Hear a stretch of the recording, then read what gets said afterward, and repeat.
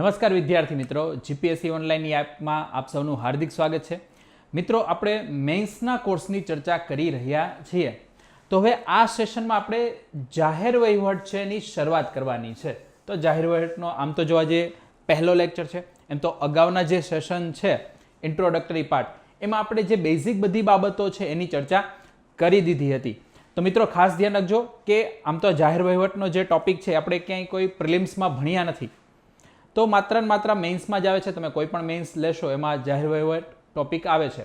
બીજી એક વાત ખાસ ધ્યાનમાં રાખજો કે ક્લાસ 3માં જે પ્રિલિમ્સમાં જાહેર વહીવટ પૂછાય છે એ અલગ છે, અને આપણે જે ક્લાસ 1, 2 છે, સુપર ક્લાસ 3, એ બધાની મેન્સ એક્ઝામિનેશનમાં જે જાહેર વહીવટ પૂછાય છે એ અલગ છે. કારણ કે એમાં મેન્સના પરિપ્રેક્ષ્યમાં તમારે ભણવાનું હોય છે, અને જ્યારે ક્લાસ 3 છે તો એમાં તમારે જે ફેક્ચ્યુઅલ ડિટેલ્સ છે, જે કહેવાય ને કે MCQ પ્રકારની જે બાબતો છે એ તમારે ત્યાં યાદ રાખવાની છે. તો આ બાબત આપણે ખાસ થોડુંક ધ્યાનમાં રાખશું. તો સૌ પ્રથમ છે આપણે થોડોક સિલેબસ છે એ જોઈ લઈએ. સિલેબસની અત્યારે થોડીક જ ચર્ચા કરશું, કારણ કે એક એક ટોપિક છે આપણે બહુ ડિટેલમાં ભણવાના છીએ. તો તમે ટોપિક જોઈ શકો છો, લોક પ્રશાસન અને શાસન, પબ્લિક એડમિનિસ્ટ્રેશન એન્ડ ગવર્નન્સ. તો શરૂઆતમાં જ ટોપિક આપેલો છે આપણને કે લોક પ્રશાસનનો અર્થ શું થાય, એની પ્રકૃતિ કેવી હોય છે, એનું કાર્યક્ષેત્ર છે ક્યાં સુધી વિસ્તૃત છે.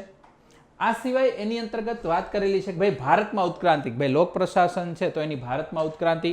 ખાસ કરીને મિત્રો ધ્યાન રાખજો, કૌટિલ્ય રચિત જે અર્થશાસ્ત્ર છે એમાં વહીવટના વિચારો આપણે આખો ટોપિક છે બહુ ડિટેલમાં જોવાના છે. આ સાથે જે મોગલ વહીવટ છે એ કે અને બ્રિટિશ શાસનનો વારસો.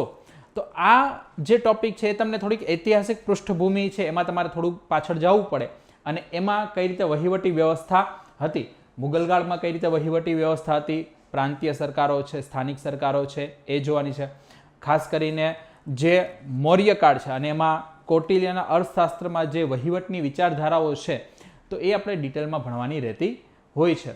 અને બીજી જે બેઝિક બધી બાબતો છે જાહેર વહીવટના અર્થને લઈને, પ્રકૃતિને લઈને, અલગ અલગ જે થિંકર્સ છે કે પોલિટિકલ થિંકર્સ છે, તો એમને જાહેર વહીવટ છે એને કઈ રીતે એની મૂલવણી કરેલી છે, તો એ બધી બાબતો આપણે અહીંયા જોવાની રહેતી હોય છે, અને એ પ્રકારના પ્રશ્નો આપણને અહીંયાથી પૂછાઈ જાય છે.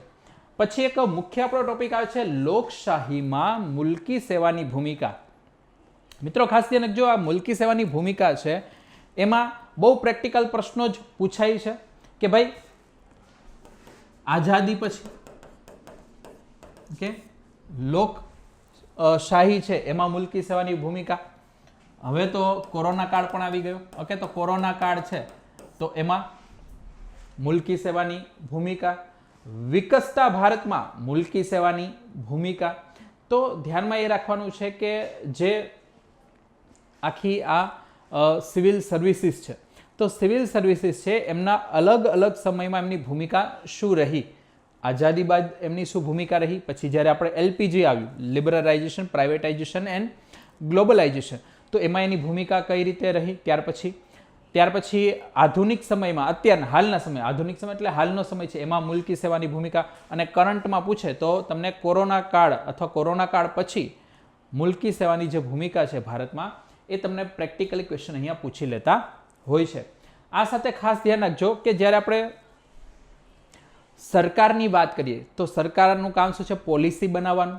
ઓકે, તો એ વિવિધ વિષયો ઉપર શું બનાવશે, પોલિસી બનાવશે. શિક્ષણ ઉપર પોલિસી બનાવશે, સ્વાસ્થ્ય ઉપર પોતાની નીતિઓ બનાવશે, રમતગમત છે એના ઉપર નીતિઓ બનાવશે, ઉદ્યોગો છે એના ઉપર નીતિઓ બનાવે છે. ઓકે, તો વિવિધ ક્ષેત્રોમાં વિકાસના સંદર્ભમાં સરકારની નીતિઓ એમાં ખાસ કરીને જોવાની છે. એટલે આ જે બાબત છે અથવા આ ટોપિક છે એમાં આપણે બધી નીતિઓ જોશું. સ્વાસ્થ્ય નીતિ જોશું, શિક્ષણ નીતિ જોશું, ત્યાર પછી ઔદ્યોગિક નીતિઓ છે એ બધી આપણે જોવાની છે. તો અલગ અલગ બાબતો અહીંયા જોવાની આવશે. ત્યાર પછી ધ્યાન રાખજો, સરકારની દરમિયાનગીરી, અમલીકરણના મુદ્દાઓ. ધ્યાન રાખજો, આ નીતિ બનાવવાની વાત છે, અને આ નીતિનું જે અમલીકરણ છે, અને જ્યારે અમલીકરણ કરાવીએ છીએ ત્યારે કઈ કઈ સમસ્યાઓ આવે છે એ આપણે અહીંયા ભણવાનું રહેશે. માની લો કે આપણે શિક્ષણ નીતિ બનાવી લીધી, તો શિક્ષણ નીતિ બનાવતી વખતે પણ ઘણી સમસ્યાઓ આપણી સમક્ષ આવી હશે કે કે આ બાબત રાખવી જોઈએ, આ બાબત ન રાખવી જોઈએ, આ પ્રકારની શિક્ષણની પદ્ધતિ રાખવી કે બીજા પ્રકારની શિક્ષણની પદ્ધતિ રાખવી. તો એમાં બનાવતી વખતે ઘણી સમસ્યાઓ, પછી નીતિઓ બનાવતી વખતે ઘણા બધા અલગ અલગ સંગઠનો છે એની પણ દરમિયાનગીરી અંતર્ગત રહેતી હોય, એનું પણ ક્યાંક ને ક્યાંક ઇન્ટરફિયર છે એ નીતિ બનાવવામાં રહેતું હોય છે. તો એ ધ્યાનમાં રાખવાનું. એકવાર નીતિ બની ગઈ છે, ગ્રાઉન્ડ લેવલ ઉપર શિક્ષણ નીતિ જ્યારે અમલવારી કરવાની આવશે તો પહેલામાં પહેલો પ્રશ્ન આવશે સંસાધનોનો, કે આપણી પાસે આ બધી નીતિઓ લાગુ કરવા માટે પૂરતા પ્રમાણમાં સંસાધનો છે કે નથી, સ્કૂલો આ માટે તૈયાર છે કે નહીં, યોગ્ય પ્રકારે તાલીમ પામેલા જે શિક્ષકો છે એ આપણી પાસે છે કે નહીં, ટેકનોલોજી એ પ્રકારની છે કે નહીં. તો આ બધી બાબતો છે એ તમારે કોઈ પણ નીતિ બનાવતી વખતે અથવા નીતિ લાગુ કરતી વખતે છે ધ્યાનમાં રાખવાનું રહેતું હોય છે. તો આપણે ખાસ કરીને ડિટેલમાં જોવાના છીએ. ઓકે, ત્યાર પછી જે ડેવલપમેન્ટ પ્રોસિજર છે તો એમાં અલગ અલગ જે વર્ગ છે એની શું ભૂમિકા છે. જેમ કે સિવિલ સોસાયટી, આપણે સિવિલ સોસાયટીનો આખો મુદ્દો બહુ સારી રીતે જોશું. બિનસરકારી સંગઠનો છે, એનજીઓ છે, અથવા અન્ય સહભાગીઓ જેમ કે સેલ્ફ હેલ્પ ગ્રુપ છે. તો આ બધાની જે ભૂમિકા છે ઓકે વિકાસ પ્રક્રિયામાં, તો એ આપણે ખાસ ડિટેલમાં જોવાના છીએ. ત્યાર પછી અલગ અલગ જે સંસ્થાઓ છે જેમ કે વૈધાનિક સંસ્થાઓ, નિયમનકારી સંસ્થાઓ, અર્ધન્યાયિક સંસ્થાઓ, તો એ આ એડમિનિસ્ટ્રેશનમાં કઈ રીતે ભૂમિકા નિભાવે છે. જેમ કે તમે સેબીની જ વાત કરી લો કે તો સેબીની ભૂમિકા છે, નિર્ણાયક ભૂમિકા કઈ રીતે છે એ શેર બજારને કંટ્રોલ કરવામાં રહે છે કે એમના કાર્યો કયા કયા છે. એ જ રીતે ટ્રાઈની વાત કરી લો કે નિયમનકારી આ સંસ્થાઓ છે એમની. એ જ રીતે એનજીટીની વાત કરી લો, જે ટ્રિબ્યુનલ છે, કેટની વાત કરી લો, સેટની વાત કરી લો. તો આવા અલગ અલગ ટ્રિબ્યુનલ છે તો એ કઈ રીતે છે આ શાસન વ્યવસ્થાને મદદરૂપ થાય છે એ બધી બાબતો અહીંયા જોવાની રહેશે. ત્યાર પછી બે અગત્યના મુદ્દા આપણી સમક્ષ આવશે, સુશાસન અને ઈ શાસન. ગુડ ગવર્નન્સની વાત છે ને ઈ ગવર્નન્સની વાત છે, જે બહુ હોટ ટોપિક છે. આમાંથી દરેક વખતે 1 થી 2 પ્રશ્નો હોવાના જ છે. કે તો ગુડ ગવર્નન્સ એની બેઝિક જે પરિભાષાઓ છે, બેઝિક એમની જે માહિતી છે આપણે જોવાની છે. એ જ રીતે ઈ ગવર્નન્સ છે એનો બધો બેઝિક પોર્શન જોશું. પછી આ બંને લાગુ કરાવવા માટે કઈ કઈ બાબતો ઉપર ધ્યાન રાખવાનું છે. જેમ કે પારદર્શિતા. ઓકે, સુશાસન ક્યારે આવી શકે? ટ્રાન્સપરન્સી હોય ત્યારે. ઓકે, કારણ કે સુશાસનનો એક ભાગ જ છે ટ્રાન્સપરન્સી. ઓકે, પછી ઈ ગવર્નન્સથી કઈ રીતે પારદર્શિતામાં વધારો કરી શકાય એ અહીંયા જોવાનું રહે.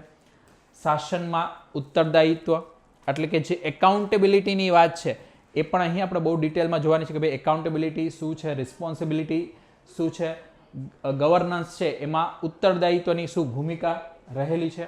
આ સાથે જ સંવેદનશીલતા છે. તો આ બધી જે અલગ અલગ પરિભાષાઓ છે જે આપણા ગવર્નન્સમાં જરૂર પડે છે એ આપણે બહુ ડિટેલમાં જોવાના છે. હવે ખાસ ધ્યાન રાખજો, ત્યાર પછી એક ટોપિક આવે છે નાગરિક અધિકાર પત્ર એટલે કે સિટીઝન ચાર્ટર. આ સિટીઝન ચાર્ટર પણ એક આખો ટોપિક છે. એમાં પણ આપણે જોશું કે ભાઈ આ ચાર્ટર એમાં કઈ કઈ માહિતીઓનો સમાવેશ કરવાનો છે, એનું કયું ફોર્મ રાખવામાં આવે છે. પછી આ નાગરિક ચાર્ટર અથવા જે સિટીઝન ચાર્ટર છે તો એનું મહત્વ શું રહેલું છે, એનું ક્ષેત્ર ક્યાં ક્યાં વિસ્તરેલું છે, તો બધી બાબતો ત્યાં આપણે જોવાની છે. એના પછી જાણવાનો હક એટલે કે માહિતી અધિકારનો હક આરટીઆઈ. તો આરટીઆઈમાં ડિટેલમાં આપણે બધી વાત કરશું. ઓકે, પહેલાં તો આખી પ્રોસિજર જોઈશું કે આરટીઆઈ છે, માની લો કે તમારે છે કોઈ માહિતી મેળવી છે એના માટેની આરટીઆઈ કરવી છે તો એની આખી પ્રોસિજર શું રહેશે. ત્યારબાદ માની લો કે એમાં કોઈ વિવાદ થાય છે તો એ વિવાદની અપીલ માટે તમે ક્યાં ક્યાં જઈ શકો છો. તો આખો એક્ટ છે એની આપણે બહુ સારી રીતે છણાવટ કરવાના છીએ. અને એ જ રીતે હજી એક એક્ટ આવશે, એ છે જાહેર સેવા અધિનિયમ, પબ્લિક સર્વિસીસ એક્ટ છે એ. તો એ પણ આપણે બહુ સારી રીતે ડિટેલમાં જોવાના છે. પછી આપણે આ બંનેની તુલના પણ કરશું. પબ્લિક સર્વિસ એક્ટ છે એ અને આરટીઆઈ છે એમની બંનેની તુલના કરશું, તફાવત બંનેના જોશું. ઓકે, કોણ ક્યાં એપ્લાય થાય છે, કોણ એપ્લાય કરી શકે છે, આ બધી બાબતો આપણે જોવાના છે. એટલે આ બધાની અસરો આપણે જોવાના છે. પછી એક મુદ્દો આપણી સમક્ષ આવે છે સામાજિક અન્વેષણ એટલે કે સોશિયલ ઓડિટ. તો સોશિયલ ઓડિટની હાલમાં જરૂરિયાત શા માટે ઊભી થઈ કે સોશિયલ ઓડિટ છે એનું મહત્વ શું રહેલું છે, કે એના કાર્યો ક્યાં ક્યાં રહેલા છે, એની અસરો છે, આ બધી બાબતો અહીંયા આન્સરમાં આપણે જોશું કે તો કુલ મળીને પબ્લિક એડમિનિસ્ટ્રેશન છે એમાં તમારે આટલું ભણવાનું છે. મિત્રો ખાસ ધ્યાન રાખજો કે તમે કન્ફ્યુઝ બિલકુલ ના થતા કે ભાઈ ઘણીવાર તમે કોઈ ક્લાસ 3નો સિલેબસ જોયો હોય તો એમાં કંઈક પબ્લિક એડમિનિસ્ટ્રેશન અલગ બતાવે, એમાં તમારે છે જાહેર વહીવટ, એની ઉત્પત્તિ, પછી જાહેર વહીવટ છે એનો જે આખો વિકાસ થયો છે તો એ બધી બાબતો તમારે ગોખવાની રહે. વુડરો વિલ્સન અને એના પછીના જેટલા પણ અલગ અલગ છે થિંકરો થઈ ગયા છે તો એ બધાના નામ યાદ રાખવા પડે કે તો એ પ્રિલિમ્સ માટે છે અને એ પણ જે ક્લાસ 3ની જે એક્ઝામિનેશન છે જે પ્રિલિમ્સ માટે એમાં જ પૂછાય છે. જે સુપર ક્લાસથી ક્લાસ 1-2 છે, ડીવાયએસઓ, એસટીઆઈ, પીઆઈ, ક્લાસ 1-2 તો એ બધામાં મેઇન્સમાં એવું ક્યાંય પૂછવામાં આવતું નથી. મેઇન્સનો જે સિલેબસ છે એ આ રીતે છે. અને બીજી વસ્તુ આપણે અગાઉ પણ વાત થઈ ચૂકી છે કે આપણા બધામાં 200 શબ્દોમાં આન્સર લખવાના રહેતા હોય છે. એટલા માટે તમને કોઈ છે સાવ ફેક્ચ્યુઅલ ડિટેલ્સ છે તમને નહીં પૂછે, તમારા વ્યૂ અથવા તમે મુદ્દો કઈ રીતે સમજી શક્યા છો એ બાબતે તમને પૂછશે. માત્ર ફેક્ચ્યુઅલ ડિટેલ્સની તમને ખાલી માહિતી છે એના ઉપર આનો કોઈ આધાર રહેતો નથી. એટલે એકવાર તમે બહુ સારી રીતે જો પબેડ છે સમજી લેશો તો પછી એના આન્સર રાઇટિંગમાં તમને ક્યાંય પ્રોબ્લેમ આવશે નહીં. ઉલટાના તમને વધારે માર્ક્સ છે આ પેપરમાંથી તમને મળશે. તો આટલી બાબતો છે તમારે ધ્યાનમાં રાખવાની છે. તો હવે આપણે શરૂઆત છે એ આ પહેલા ટોપિકથી કરશું કે ભાઈ આ લોક પ્રશાસનનો અર્થ અને જે પ્રકૃતિ છે કે આપણો જે પહેલો જે અત્યારનો ટોપિક છે એ આના ઉપર છે, જાહેર વહીવટનો અર્થ, પ્રકૃતિ તથા કાર્યક્ષેત્ર. હવે અહીંયા આપણે છે થોડાક બેકગ્રાઉન્ડમાં પણ થોડીક ચર્ચા કરવાના છીએ, જેમ કે વહીવટ શું છે, જાહેર વહીવટ શું છે, આ બધી આપણે ચર્ચા કરશું. તો આ સેશનમાં હવે શું ભણવાના છીએ તો ધ્યાન રાખજો. પહેલો જાહેર વહીવટ છે તો એનું અર્થક્ષેત્ર છે આપણે જોવાના છીએ, લોક પ્રશાસનનું અર્થક્ષેત્ર જોશું. ત્યાર પછી છે જાહેર વહીવટનો વ્યાપ અને એનું કાર્યક્ષેત્ર આપણે જોવાના છે કે ભાઈ ક્યાં સુધી એનો વ્યાપ રહેલો છે, એનું કાર્યક્ષેત્ર શું છે. પછી જાહેર અને ખાનગી વહીવટ, આ બંનેની તુલના કરશું, તફાવત જોશું. અને પછી જાહેર વહીવટનું જે મહત્વ છે અલગ અલગ દ્રષ્ટિકોણથી અથવા અલગ અલગ જે થિંકર છે તો એમના દ્રષ્ટિકોણથી કઈ રીતે જાહેર વહીવટનું મહત્વ રહેલું છે. તો આ બધી બાબતો આપણે ટોપિકમાં જોવાના છીએ કે તો એક પછી એક આપણે બાબતો પહેલા શરૂઆત કરીએ. તો મિત્રો ખાસ ધ્યાન રાખજો કે પહેલા તો આપણે છે અલગ અલગ બાબતો જોશું, જેમ કે વહીવટ એટલે શું આપણને ખ્યાલ હોવી જોઈએ. પછી એની બધી વ્યાખ્યા જોશું. આ વહીવટ છે તો એની વ્યાખ્યાની ચર્ચા કરશું. ત્યાર પછી આપણે વાત કરીશું જાહેર વહીવટની અને એની અંદર કઈ કઈ બાબતો આવે છે અને પછી જાહેર વહીવટની અલગ અલગ થિંકરોએ જે વ્યાખ્યા આપી છે આપણે જોવાના છીએ કે તો પહેલા જાહેર વહીવટનું અર્થક્ષેત્ર આપણે થોડુંક જોઈ લઈએ. થોડુંક છે એ ઐતિહાસિક બાબતોથી આપણે જોડી લઈએ એટલે થોડોક સબ્જેક્ટ જે મિત્રો માટે નવો છે તો એને થોડીક બેઝિક બાબતોથી ખ્યાલ આવી જાય. તો મિત્રો ધ્યાન રાખજો કે આમ વિષયના સ્વરૂપમાં જોવા જઈએ તો જાહેર વહીવટની જે વિકાસ યાત્રા છે એ અમેરિકાથી પ્રારંભ થઈ. તમે આમ તો વુડરો વિલ્સન છે એમને આના પિતા ગણી શકો છો. ઓકે, હું એટલા માટે એમ કહું છું કે આપણને જે પણ પબ્લિક એડમિનિસ્ટ્રેશન ભણવાની જ્યારે પણ વાત આવે તો આપણે વુડરો વિલ્સનને એના પિતા ગણતા હોય, પણ વસ્તુ કેવી છે કે એમને ખાલી એક સબ્જેક્ટના રૂપમાં છે પબેડ છે એને અલગ રાખેલ છે. બાકી જાહેર વહીવટ તો પ્રાચીન કાળથી જ્યારથી મનુષ્ય સમૂહમાં રહેતો થયો ત્યારથી ક્યાંક ને ક્યાંક એમાં વહીવટની વ્યવસ્થા રહેલી જ છે કે પણ વુડરો વિલ્સનના સમયમાં શું થાય છે કે જે આપણું પોલિટિકલ સાયન્સ છે, રાજનીતિ વિજ્ઞાન છે, એમાંથી પબ્લિક એડમિનિસ્ટ્રેશન છે એની બાબતો અલગ કરે છે અને આખો નવો સબ્જેક્ટ આપણી સમક્ષ આવે છે. એટલા માટે કહેવામાં આવે છે કે ભાઈ જાહેર વહીવટની વિકાસ યાત્રા છે અમેરિકાથી પ્રારંભ થઈ. ઓકે, અને પછી ધીમે ધીમે છે એ બધી જગ્યાએ શું થયું છે એનો ફેલાવો થયો છે. પણ પ્રેક્ટિકલી દ્રષ્ટિએ અમેરિકા પહેલાં પણ અથવા વુડરો વિલ્સનના સમય પહેલાં પણ જાહેર વહીવટ તો અસ્તિત્વમાં હતું જ. ઓકે, તો ધ્યાન રાખજો શરૂઆત છે એ 17મી શતાબ્દીમાં છે એ યુરોપમાં થઈ. આ શબ્દના પ્રચલન, ઓકે, શબ્દની વાત કરીએ તો ઓકે તો ત્યારના જે નિરંકુશ રાજાઓ છે એ સાર્વજનિક બાબતોમાં જે વહીવટ છે એમાં ધ્યાન રાખજો એમાં અધિકારીઓ અથવા જે જાહેર વહીવટ છે એ શું કરતા, રાજાઓને સલાહ મસલત આપવાનું કાર્ય કરતા હતા. એટલે રાજાઓને કાંઈ પણ બાબતોની સલાહ કે બધી વસ્તુ જોઈ તો બધા મંત્રીઓ કે જે અધિકારીઓ છે એ રહેશે અને એ શું કરશે, અલગ અલગ બાબતમાં એમને સલાહ મશવરા આપશે. પરંતુ ઔદ્યોગિક ક્રાંતિ થઈ, ઓકે, તો પછી ધીમે ધીમે જે સંગઠનો છે એનું સ્વરૂપ જટિલ બન્યું. પહેલાં તો શું હતું કે ખાલી પેલા લોકોને સલાહ આપવાની, પછી રાજાને જે ઈચ્છા થઈ એ જ મુજબ એ તો કામ કરશે, ઓકે. પણ જેમ જેમ છે ઔદ્યોગિક ક્રાંતિ આવતી ગઈ, વધારે છે આર્થિક સંગઠનો એ બનતા ગયા, વધારે છે એ શું થવા લાગ્યું, લોકો છે એ શહેરો તરફ આવતા ગયા. તો ધીમે ધીમે જે વહીવટી વ્યવસ્થાઓ છે એ ક્યાંક ને ક્યાંક જટિલ બનવા લાગી. તો હવે એના માટે એક વહીવટી વિજ્ઞાન છે એની વ્યાપકતા અનુભવે કે ભાઈ હવે વહીવટી વિજ્ઞાનની જરૂર પડશે. તો ધ્યાન રાખજો કે મનુષ્યને પ્રત્યેક ભૌતિક, રાજનૈતિક, સામાજિક તથા આર્થિક આવશ્યકતાઓની એમની પૂર્તિ છે કોના દ્વારા થાય છે, પબ્લિક એડમિનિસ્ટ્રેશન દ્વારા થાય છે. રોટી કપડાં મકાનની આપણે વાત કરીએ કે ભાઈ આપણી બેઝિક નેસેસિટી છે, પણ પછી વાત આવે સ્વાસ્થ્યની, શિક્ષણની, પછી સ્વચ્છતા છે, સેનિટેશન છે, એમની રોડ રસ્તા છે, બાગ બગીચા છે, તો આવી તો ઘણી બધી વસ્તુ, આખું લાંબુ લિસ્ટ થાય, ઓકે. તો એ બધાની જે પૂર્તિ છે કોના દ્વારા થવાની છે, જાહેર વહીવટ દ્વારા થવાની છે. લોકોની રાજનીતિક આકાંક્ષાઓ છે, ચૂંટણી લડવી છે, તો એ બધું કોણ પૂરું કરશે, તો જાહેર વહીવટ છે એ બધી વસ્તુ પૂરી કરશે. સામાજિક જે ભેદભાવો થતા હોય તો એમાંથી મુક્તિ મેળવવા માટે લોકો છે કોના તરફ નજર રાખશે, જાહેર વહીવટ તરફ નજર રાખશે, કે તો આ બધી બાબતો તમે ધ્યાનમાં રાખી શકો છો. તો એટલા જ માટે રાજ્ય છે, ઓકે, ધ્યાન રાખજો, સ્ટેટ છે ને શું કહેવાય છે, એડમિનિસ્ટ્રેટિવ સ્ટેટ, વહીવટી રાજ્ય તરીકે પણ ઓળખવામાં આવે છે. એટલે આટલું મહત્વ છે જાહેર વહીવટ છે એમનું, ઓકે. તો બસ પછી આવી સારી બાબતો પણ એક્ઝામમાં લખવાની, ઓકે. આવી બધી વસ્તુ જ્યારે જાહેર વહીવટનો અર્થ કે આવું કોઈ બેઝિક તમને પ્રશ્ન પૂછી લે તો આવી બધી સારી બાબતો લખવાની. પછી કહેવાનું કે ભાઈ માનવ સમાજમાં શાંતિ હોય, વ્યવસ્થા હોય, કલ્યાણ હોય, વિકાસ હોય કે સર્જનાત્મક કાર્યો છે એની બધી જવાબદારી કોના પર છે, જાહેર વહીવટના ખભા પર છે. તો મિત્રો મેં આ બધા શબ્દો એટલા માટે જ રાખ્યા છે કારણ કે તમે બધું એક્ઝામમાં લખી શકો, કે આપણે એક્ઝામમાં શું કરવાનું છે, જેમ બને આપણે શબ્દો ભેગા કરવાના છે, 200 શબ્દમાં આન્સર લખવાનો છે. તો આ બધી વસ્તુ તો આપણી સમક્ષ આવી જોઈએ, બધા શબ્દો છે એના, ઓકે. તો એટલા જ માટે જાહેર વહીવટ છે એ આધુનિક શાસન વ્યવસ્થાનું અત્યારે શું છે, કેન્દ્ર બિંદુ રહેલ છે. એટલે હવે આપણે શરૂઆતમાં શું વાત કરી કે ભાઈ આનું અર્થક્ષેત્ર છે ક્યાં સુધી ફેલાયેલું રહેલું છે, ઓકે. તો પહેલા જાહેર વહીવટનો અર્થ અને મહત્વ આપણે સમજવું છે. તો એના માટે પહેલા આ શબ્દ સમજવો પડશે, એડમિનિસ્ટ્રેશન, વહીવટ.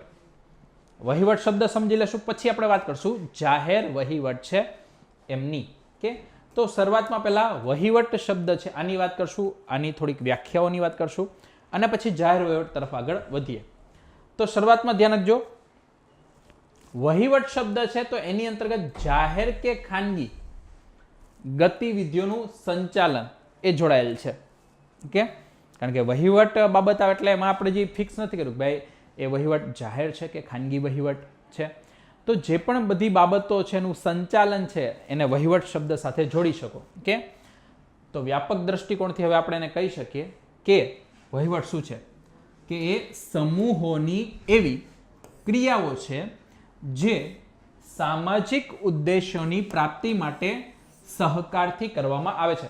મિત્રો આ બધી ડેફિનેશન બધું છે નોટ ડાઉન કરી લેજો, કારણ કે એક્ઝામમાં પછી શબ્દો ભેગા નહીં થાય, એટલા માટે અત્યારથી આ બધી વસ્તુ નોટ ડાઉન કરતી રહેવાની કે ભાઈ વહીવટ એટલે શું, કે આપણે કોઈ સાર્વજનિક ઉદ્દેશ્ય અથવા કોઈ પણ મોટા ઉદ્દેશ્યો છે એમની પ્રાપ્તિ કરવી છે તો એના માટે શું કરવું પડે, એક સામૂહિક ક્રિયા કરવી પડે, ઓકે. તો સમૂહોની એવી ક્રિયા છે કે જે શું કરે છે, સામાજિક ઉદ્દેશ્યોની પ્રાપ્તિ માટે સહકારથી કરવામાં આવે છે. આવું છે એ સાયમન, સ્મિથબર્ગ અને થોમ્સન દ્વારા કહેવામાં આવ્યું છે. હવે હજી એક બીજી બાબત જોઈ લે વહીવટ માટેની. તો ઝેડ એ વીક છે એ શું કહે છે કે વહીવટ એક ચૈતન્યપૂર્ણ ધ્યેય, ઓકે. ધ્યેય છે કોઈ નિષ્ક્રિય ધ્યેય નથી, ચૈતન્યપૂર્ણ છે કે એ ધ્યેય છે એ હંમેશા કેવો રહે છે, એ હંમેશા એમાં બદલાવ રહેતા રહે છે. શિક્ષણની બાબત લો, સ્વાસ્થ્યની બાબત લો, તો એવું નહીં સ્વાસ્થ્યમાં ચાલો એક હોસ્પિટલ ખાલી ઊભી કરી દીધી એટલે આપણું ધ્યેય પૂરું થઈ ગયું, ના. હોસ્પિટલ ઊભી કરી દીધી, એમાં સારી સેવાઓ આપવાનું ચાલુ થયું, વધારે વ્યાપ વધે છે તો બીજી હોસ્પિટલ બનાવો, ઓકે. તો આ કેવું છે, ચૈતન્યપૂર્ણ છે. તો ચૈતન્યપૂર્ણ ધ્યેયની પ્રાપ્તિ માટે કરવામાં આવતું આયોજિત કાર્ય, એટલે આમાં હંમેશા નવીનતા આવતી રહેશે. વહીવટી કાર્યો કેવા હોય, હંમેશા નવીનતા ભરેલા રહેતા હોય છે કે કારણ કે હંમેશા પડકારો પણ વહીવટની સામે કેવા આવતા હોય, નવા નવા પડકારો આવતા હોય કે તો આ બાબત ધ્યાનમાં રાખવાની છે. ત્યાર પછી એલડી વ્હાઇટની વાત જોઈ લે. એલડી વ્હાઇટે શું કીધું કે ભાઈ કોઈ ઉદ્દેશ્યની પ્રાપ્તિ માટે ઘણા બધા માણસોનું નિર્દેશન એટલે કે ડિરેક્શન, સમન્વય એટલે કે કોર્ડિનેશન તથા નિયંત્રણ એટલે કે કંટ્રોલ એ વહીવટની કળા છે. કારણ કે તમારે એક ઉદ્દેશ્યની પ્રાપ્તિ કરવી છે તો ઘણા બધા લોકોને તમારે શું કરવા પડશે, એમાં સામેલ કરવા પડશે. તો અલગ અલગ લોકો છે એમાં તમારે પહેલાં તો શું કરવું પડશે, એ બધાને ડિરેક્શન આપવું પડશે કે તમારે આ દિશામાં કાર્ય કરવાનું છે. પછી અલગ અલગ ગ્રુપ કે જે લોકોના સમૂહ છે એના વચ્ચે કોર્ડિનેશન કરવું પડશે. અને ત્રીજી વસ્તુ કે એ બધા પર કંટ્રોલ પણ રાખવો પડશે. તો એની કળા છે એને જ શું કહેવામાં આવે છે, વહીવટ કહેવામાં આવે છે. તો આ બધી બાબતો આપણે ધ્યાનમાં રાખશું. કે હજી એક વ્યક્તિ જોઈ લે, એ છે કીથ હેન્ડરસન. એ શું કહે છે કે ભાઈ ઉદ્દેશ્યોની તાર્કિક પ્રાપ્તિ માટે મનુષ્ય તથા સંસાધનોની વ્યવસ્થા જ શું છે, વહીવટ છે. કે તો આ જે બેઝિક બધી બાબતો છે આમાંથી એવું જરૂર નથી કે બધાની તમે ડેફિનેશન યાદ રાખો. એક કે બે વ્યક્તિઓની ડેફિનેશન ખાલી યાદ રાખી લો એટલે ચાલી જાય. કે તો સિમ્પલ આ બધી બાબતો પરથી આપણને ખ્યાલ આવશે કે ભાઈ વહીવટની અંદર કઈ કઈ બાબતો આવે. તો જોઈએ વહીવટમાં કેટલા લક્ષણો આવે છે. કે તો ધ્યાન રાખો, શબ્દકોશી દ્રષ્ટિકોણથી વહીવટનો ઉપયોગ અનેક અર્થોમાં થાય. જેમ કે વહીવટની ઉપયોગ છે સંચાલન અને નિર્દેશનનું કાર્ય બતાવવા માટે પણ થાય કે ભાઈ વહીવટ એટલે શું, મેનેજમેન્ટ. ઓકે, કે ભાઈ તમે સંચાલન કરો છો અથવા તમે ડિરેક્શનનું કામ કરો છો તો તમે વહીવટી કામ કરી રહ્યા છો એવું કહેવામાં આવે. પછી વહીવટની અંદર શું આવે, સરકારી તથા સંસ્થાકીય બાબતોનું સંચાલન છે એની અંતર્ગત આવી જશે. પછી સરકાર કે સંસ્થાઓના કારોબારી અધિકારીઓ અથવા એમની નીતિ બનાવવાની બાબતો. ચોથું, કોઈ વહીવટકર્તાની સત્તા કે પદ એ પણ વહીવટ અંતર્ગત આવી જશે. તો આ બધા માટે તમે શું શબ્દ ઉપયોગ કરો છો, વહીવટ. ઓકે, આના માટે આપણે વહીવટ શબ્દનો ઉપયોગ કરતા હોઈએ છીએ. બીજું, વહીવટ ખાનગી પણ હોઈ શકે, જાહેર પણ હોઈ શકે. તો આ બધા માટે આપણે આ શબ્દ ઉપયોગ કર્યો છે. તો વહીવટ એટલે સિમ્પલ સામૂહિક પ્રયત્નો અને તેમના સંચાલનની રીત. આટલી બાબત છે એ સિમ્પલ છે. એક લાઈનમાં કહ્યું તો આટલું તમે સિમ્પલ કહી શકો. તો મિત્રો આપણે વહીવટ છે એ સમજ્યા કે મને લાગે છે હવે તમને વહીવટ વિશે ખ્યાલ આવી ગયો હશે. હવે જે ત્યાર પછીની બાબત છે એ છે જાહેર વહીવટ. કે વહીવટની તો વાત કરીએ ભાઈ વહીવટની અંદર આ સામૂહિક પ્રયત્નો સંચાલનની વાતો આવે. તો જાહેર વહીવટમાં હવે શું આવે છે એ આપણે જોવાનું છે. તો પહેલું સરકારી ગતિવિધિઓ. આ ખાસ ધ્યાનમાં રાખવાનું, જાહેર વહીવટ આવશે એટલે સરકારી ગતિવિધિઓ આવશે. તો એને એક પાસાના રૂપમાં જાહેર વહીવટ છે એ શું કરે છે, રાજનૈતિક વ્યવસ્થામાં સરકારના કે કારોબારી અંગના એક સહજીવી તરીકેનો હિસ્સો હોય છે તથા રાજનૈતિક નીતિ નિર્માતાઓ દ્વારા નિર્ધારિત ઉદ્દેશ્યોની પૂર્તિનું કાર્ય કરે છે. એટલે બે બાબત. પહેલી બાબત શું છે કે જે રાજનૈતિક વ્યવસ્થા છે સરકારની કે અથવા કારોબારી એને મદદ કરવા માટે એના સહજીવી તરીકે એક હિસ્સો છે.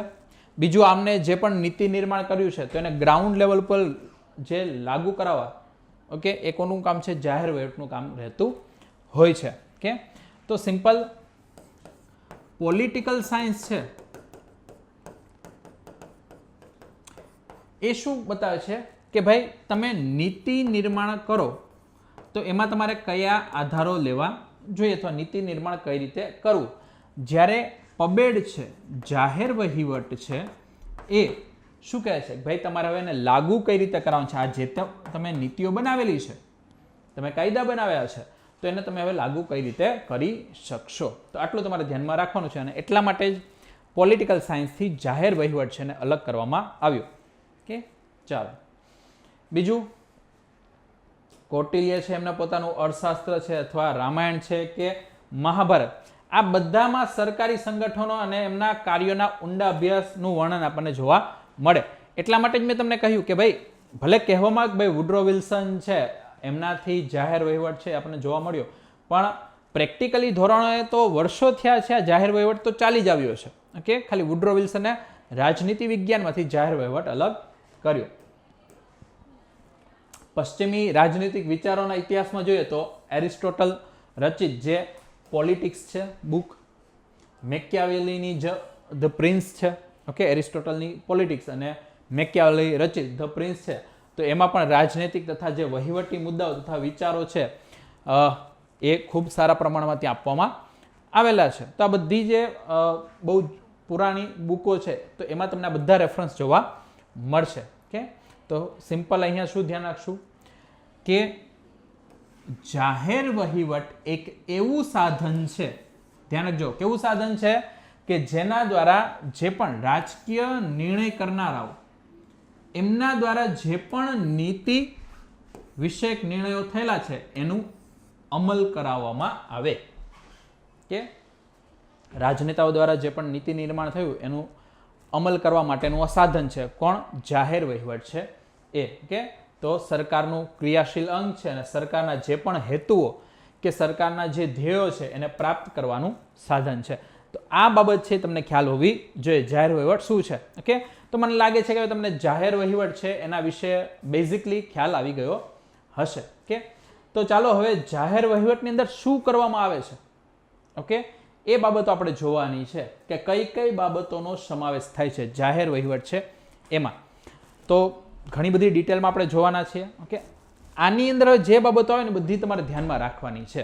કે જો પહેલામાં પહેલું નિર્ણય લેવો એ આવશે જાહેર વહીવટ છે એમાં, કે ભાઈ આ કામ આપણને આટલું સોંપવામાં આવ્યું છે તો આમાંથી પહેલું કામ શું કરવું, બીજું શું કરવું, ત્રીજું શું કરવું, તો અગત્યના નિર્ણયો જાહેર વહીવટમાં લેવામાં આવશે.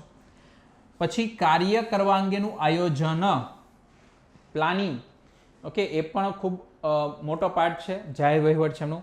પછી ઉદ્દેશ્યો અને ધ્યેયો છે એ નક્કી કરવા. ઓકે, આપણો એક એમ તો હોય છે ને ભાઈ આ વર્ષના અંતે આપણે આ કામ છે અથવા આ ઉદ્દેશ્યની પ્રાપ્તિ કરવી છે અથવા આ ધ્યેયની પ્રાપ્તિ કરવી છે. આ સિવાય સહકારી જે પણ કાર્યક્રમો છે એના માટે ભંડોળ તથા જાહેર સમર્થન પ્રાપ્ત કરવાના હેતુથી વિધાનમંડળ અને નાગરિક સંગઠનો સાથે કામ કરવું. ઓકે, તો ધ્યાન રાખજો કે જાહેર વહીવટમાં જે અધિકારીઓ છે એ માત્ર ખાલી પોતાનાથી જ બધી વસ્તુ નહીં કરે, પણ જ્યાં જ્યાં સરકારના બીજા બધા અંગો છે એનો સાથ લેવો હોય ત્યાં એમનો સાથ લેશે, વિધાનમંડળનો એમનો સાથ લેશે, નાગરિક સમાજ છે, NGO છે. ઓકે, તો આ બધાના શું કરશે? સાથ સહકારથી પોતે આગળ વધશે. પછી સંગઠન સ્થાપવું, આખું ઓર્ગેનાઇઝેશન બનાવવું અને એમાં સુધારા કરવા.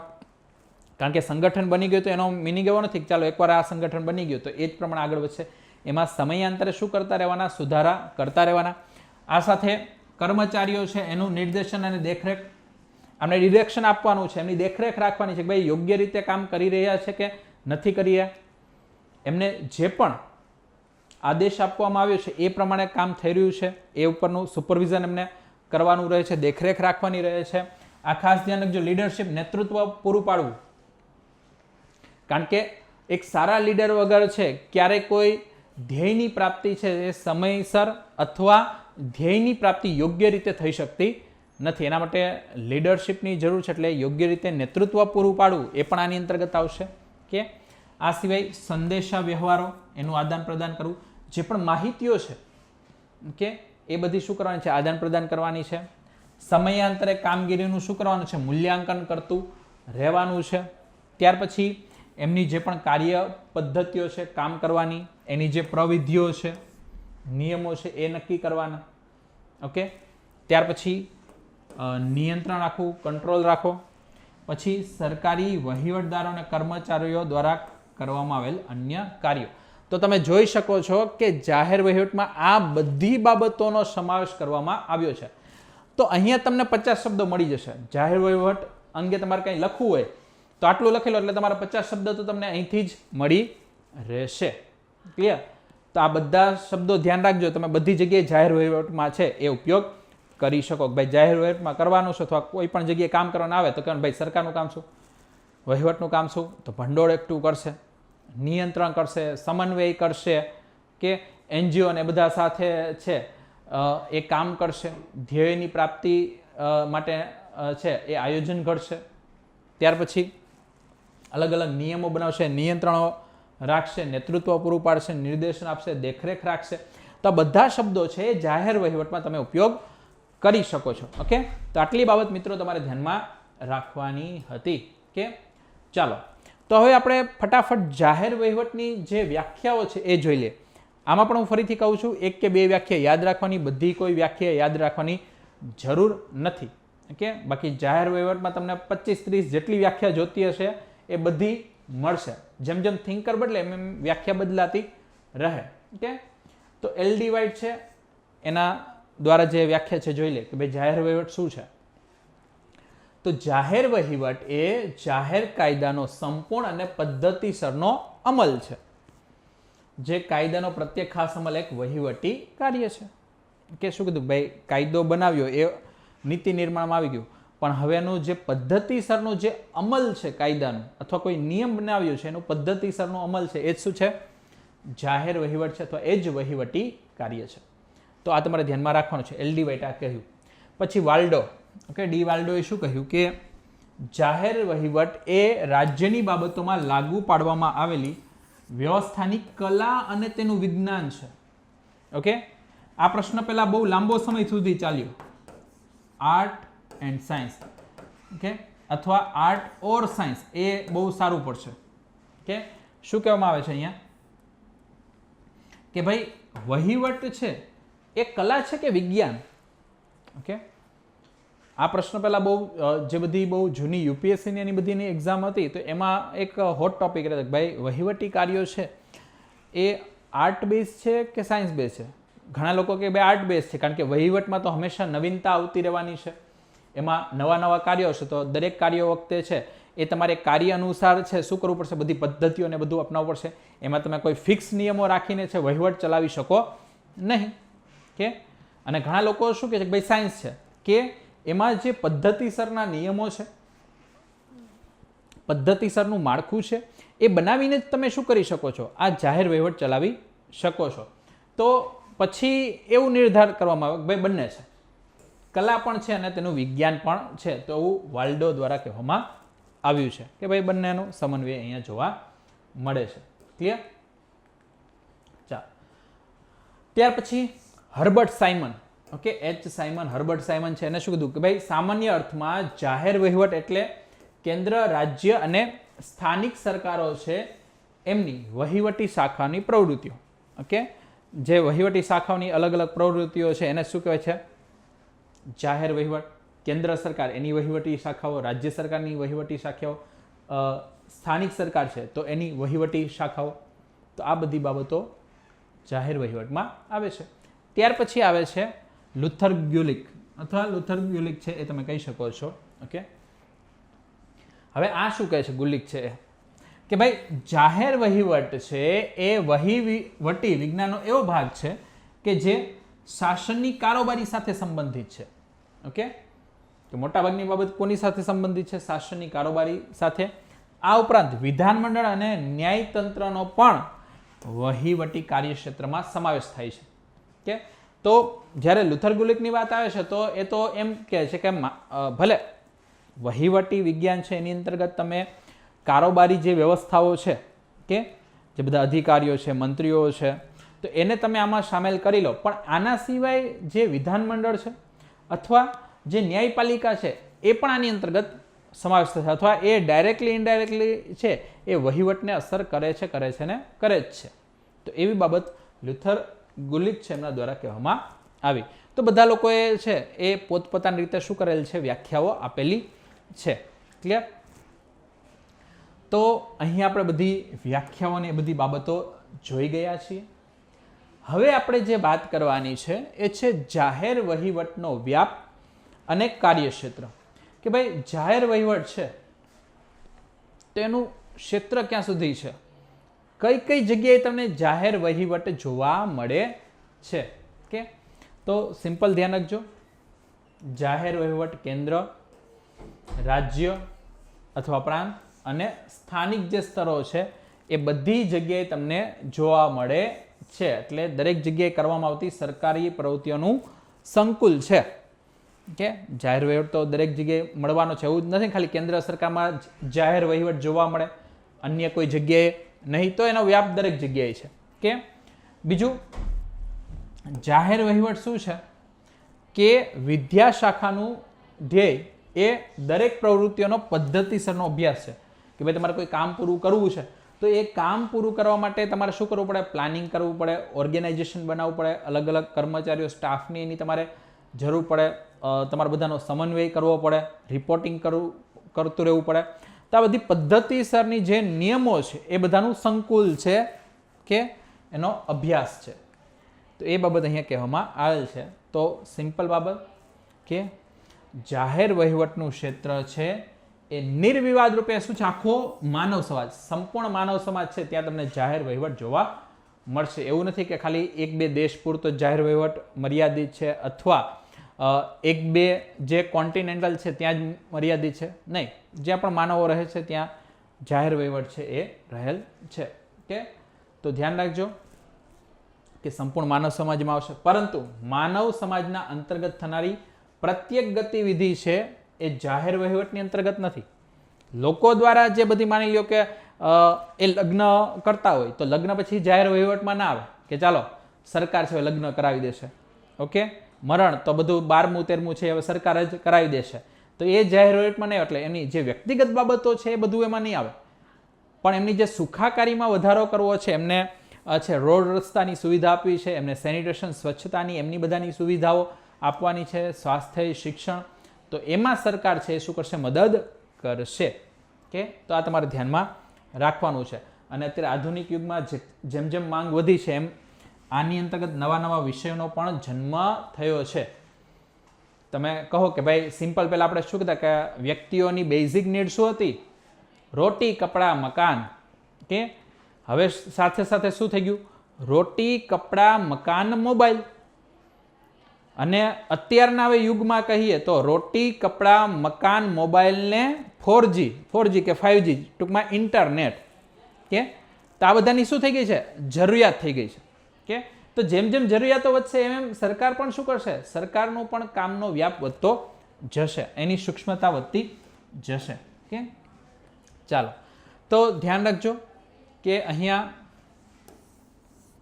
વહીવટની સીમારેખા પણ એટલી જ છે નિર્ધારિત કરેલી છે. કારણ કે આપણે વાત કરીને કે ભાઈ માનવ સમાજ છે એમાં ભલે દરેક જગ્યાએ વહીવટ છે જોવા મળે છે, પરંતુ એની અંતર્ગત જે એની મુખ્ય બાબતો છે તો ત્યાં તમને જાહેર વહીવટ જોવા નહીં મળે. એટલે એની પણ થોડીક સીમા રેખા છે જાહેર વહીવટ છે એમની. ક્લિયર?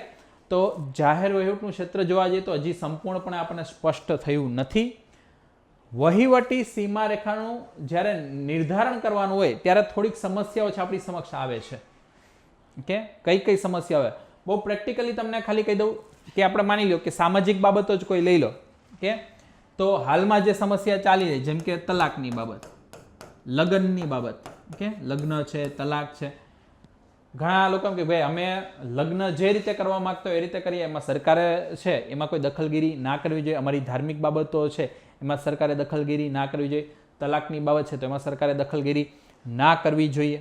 કે તો ઘણી સામાજિક બાબતો છે, ધાર્મિક બાબતો છે, તો એમાં કયા હદ સુધી સરકારે ઇન્ટરફિયર કરવો અથવા કયા હદ સુધી ના કરવો, તો એ સીમારેખાનું નિર્ધારણ કરવામાં ક્યાંક ને ક્યાંક સરકારને સમસ્યા આવતી રહેતી હોય. તો ધ્યાન રાખજો કે પહેલાં એક તો જાહેર વહીવટ છે એ બીજા બધા વિષયો કરતાં નવો વિષય છે. જેમ કે તમે ફિલોસોફી લઈ લો તો એ તો બહુ જૂના સમયથી છે એનો અભ્યાસ કરવામાં આવે છે, તત્વજ્ઞાન છે એમનો. તો એ બધાની કમ્પેરિઝનમાં જાહેર વહીવટ તો હજી 17મી 18મી સદીથી છે, હજી તો માંડ છે એ ધીમે ધીમે પ્રચલનમાં આવ્યો. પછી વુડ્રો વિલ્સન છે એને વ્યાપક સ્વરૂપ આપે છે અને પછી ધીમે ધીમે એનો વિકાસ થતો જાય છે. કે તો બીજા બધા સબ્જેક્ટની કમ્પેરિઝનમાં તો નવો સબ્જેક્ટ છે, એટલા માટે એનો વ્યવસ્થિત અને ક્રમબદ્ધ વૈજ્ઞાનિક સ્વરૂપ છે. એની સાથે સાથે અમુક વ્યવહારિક સમસ્યાઓ પણ આપણી સામે આવી રહી છે કે ભાઈ કઈ જગ્યાએ આને ઇન્ટરફિયર કરવો જોઈએ, કઈ જગ્યાએ ન કરવો જોઈએ, ક્યાં છે આનું ક્ષેત્ર આવશે ને ક્યાં ક્ષેત્ર નહીં આવે. બીજું, આધુનિક જે લોક કલ્યાણકારી બાબતો આવે અથવા પ્રજાતાંત્રિક રાજ્યોનું સ્વરૂપ અથવા કાર્યવિધિની વાત કરીએ તો શું થઈ રહ્યું છે, ખૂબ ઝડપથી પરિવર્તન થઈ રહ્યા છે. પહેલાં મેં કીધું ને લોક કલ્યાણની વાત આવતી તો એમાં માત્ર રોટી કપડાં મકાન એની વાત આવતી, પણ અત્યારે રોટી કપડાં મકાન ને ઇન્ટરનેટની વાત આવી જાય. કે ભાઈ ઇન્ટરનેટ ખાલી બંધ કરી દો તમે તરત કહે કે ભાઈ આ તો અમારા સ્વતંત્રતાનો ઉલ્લંઘન થઈ ગયું, કારણ કે ઇન્ટરનેટનો અધિકાર આવી ગયો. કે તો શું થવા લાગ્યું છે, લોક કલ્યાણ છે એની ડેફિનેશન સતત શું થતી રહેતી હોય, એમાં પરિવર્તન આવતું રહેતું હોય છે. અને એટલા કારણે આ જે વિષય છે એમની મર્યાદાઓ, એમનો ક્ષેત્ર છે એમાં પણ પરિવર્તન આવતા રહે. એટલે જાહેર વહીવટ પણ કેવું છે, વિકાસશીલ વિષય રહ્યો છે. એનું કાર્યક્ષેત્ર સંપૂર્ણપણે સ્પષ્ટ નથી. ઓકે, બીજું, જાહેર વહીવટમાં જે વહીવટ છે એની પણ સર્વમાન્ય કોઈ વ્યાખ્યા નથી. આપણે હમણાં જોયું કે જેટલા થિંકર બદલાય એમને થિંકરને પોતાની જે વિચારસરણી હતી, એમને જે ઓબ્ઝર્વેશન કર્યું એ પ્રમાણે જ એમને શું કર્યું, એ જ પ્રમાણે એમને છે ક્યાંક ને ક્યાંક વ્યાખ્યાઓ કરી. કે તો શબ્દ છે એ જે પૂર્ણપણે ડિફાઇન નથી થયો, કાર્યક્ષેત્ર છે પૂર્ણપણે નિશ્ચિત થઈ શક્યું નથી ને એટલા માટે અલગ અલગ મતભેદ સામે આવે છે. બીજું પછી એક આવ્યું છે new public administration, NPA, new public administration ના આંદોલનથી જાહેર વહીવટનું ક્ષેત્ર અને પ્રકૃતિ ફરીથી એકવાર પુનઃ વિચારણાની સ્થિતિમાં આવી ગઈ છે. કારણ કે ન્યૂ પબ્લિક એડમિનિસ્ટ્રેશન છે એમાં ઘણી બધી બાબતોનો સમાવેશ કરવામાં આવ્યો અને હવે તો ન્યૂ પબ્લિક મેનેજમેન્ટ NPM. કે તો આમાં શું થઈ રહ્યું છે, સતત એમાં પરિવર્તન આવી રહ્યા છે. બીજું, વધતું જતું વૈશ્વિકરણ, ઉદારીકરણ અને ખાનગીકરણ, LPG, લિબરલાઇઝેશન, પ્રાઇવેટાઇઝેશન એન્ડ ગ્લોબલાઇઝેશન. તો એમાં પણ આ જ પ્રશ્ન છે કે ભાઈ હવે આ 21મી સદી છે તો એમાં જાહેર વહીવટ છે એનું સ્વરૂપ કેવું હશે. કારણ કે હવે આપણે ધીમે ધીમે ખાનગીકરણ કરી રહ્યા છીએ.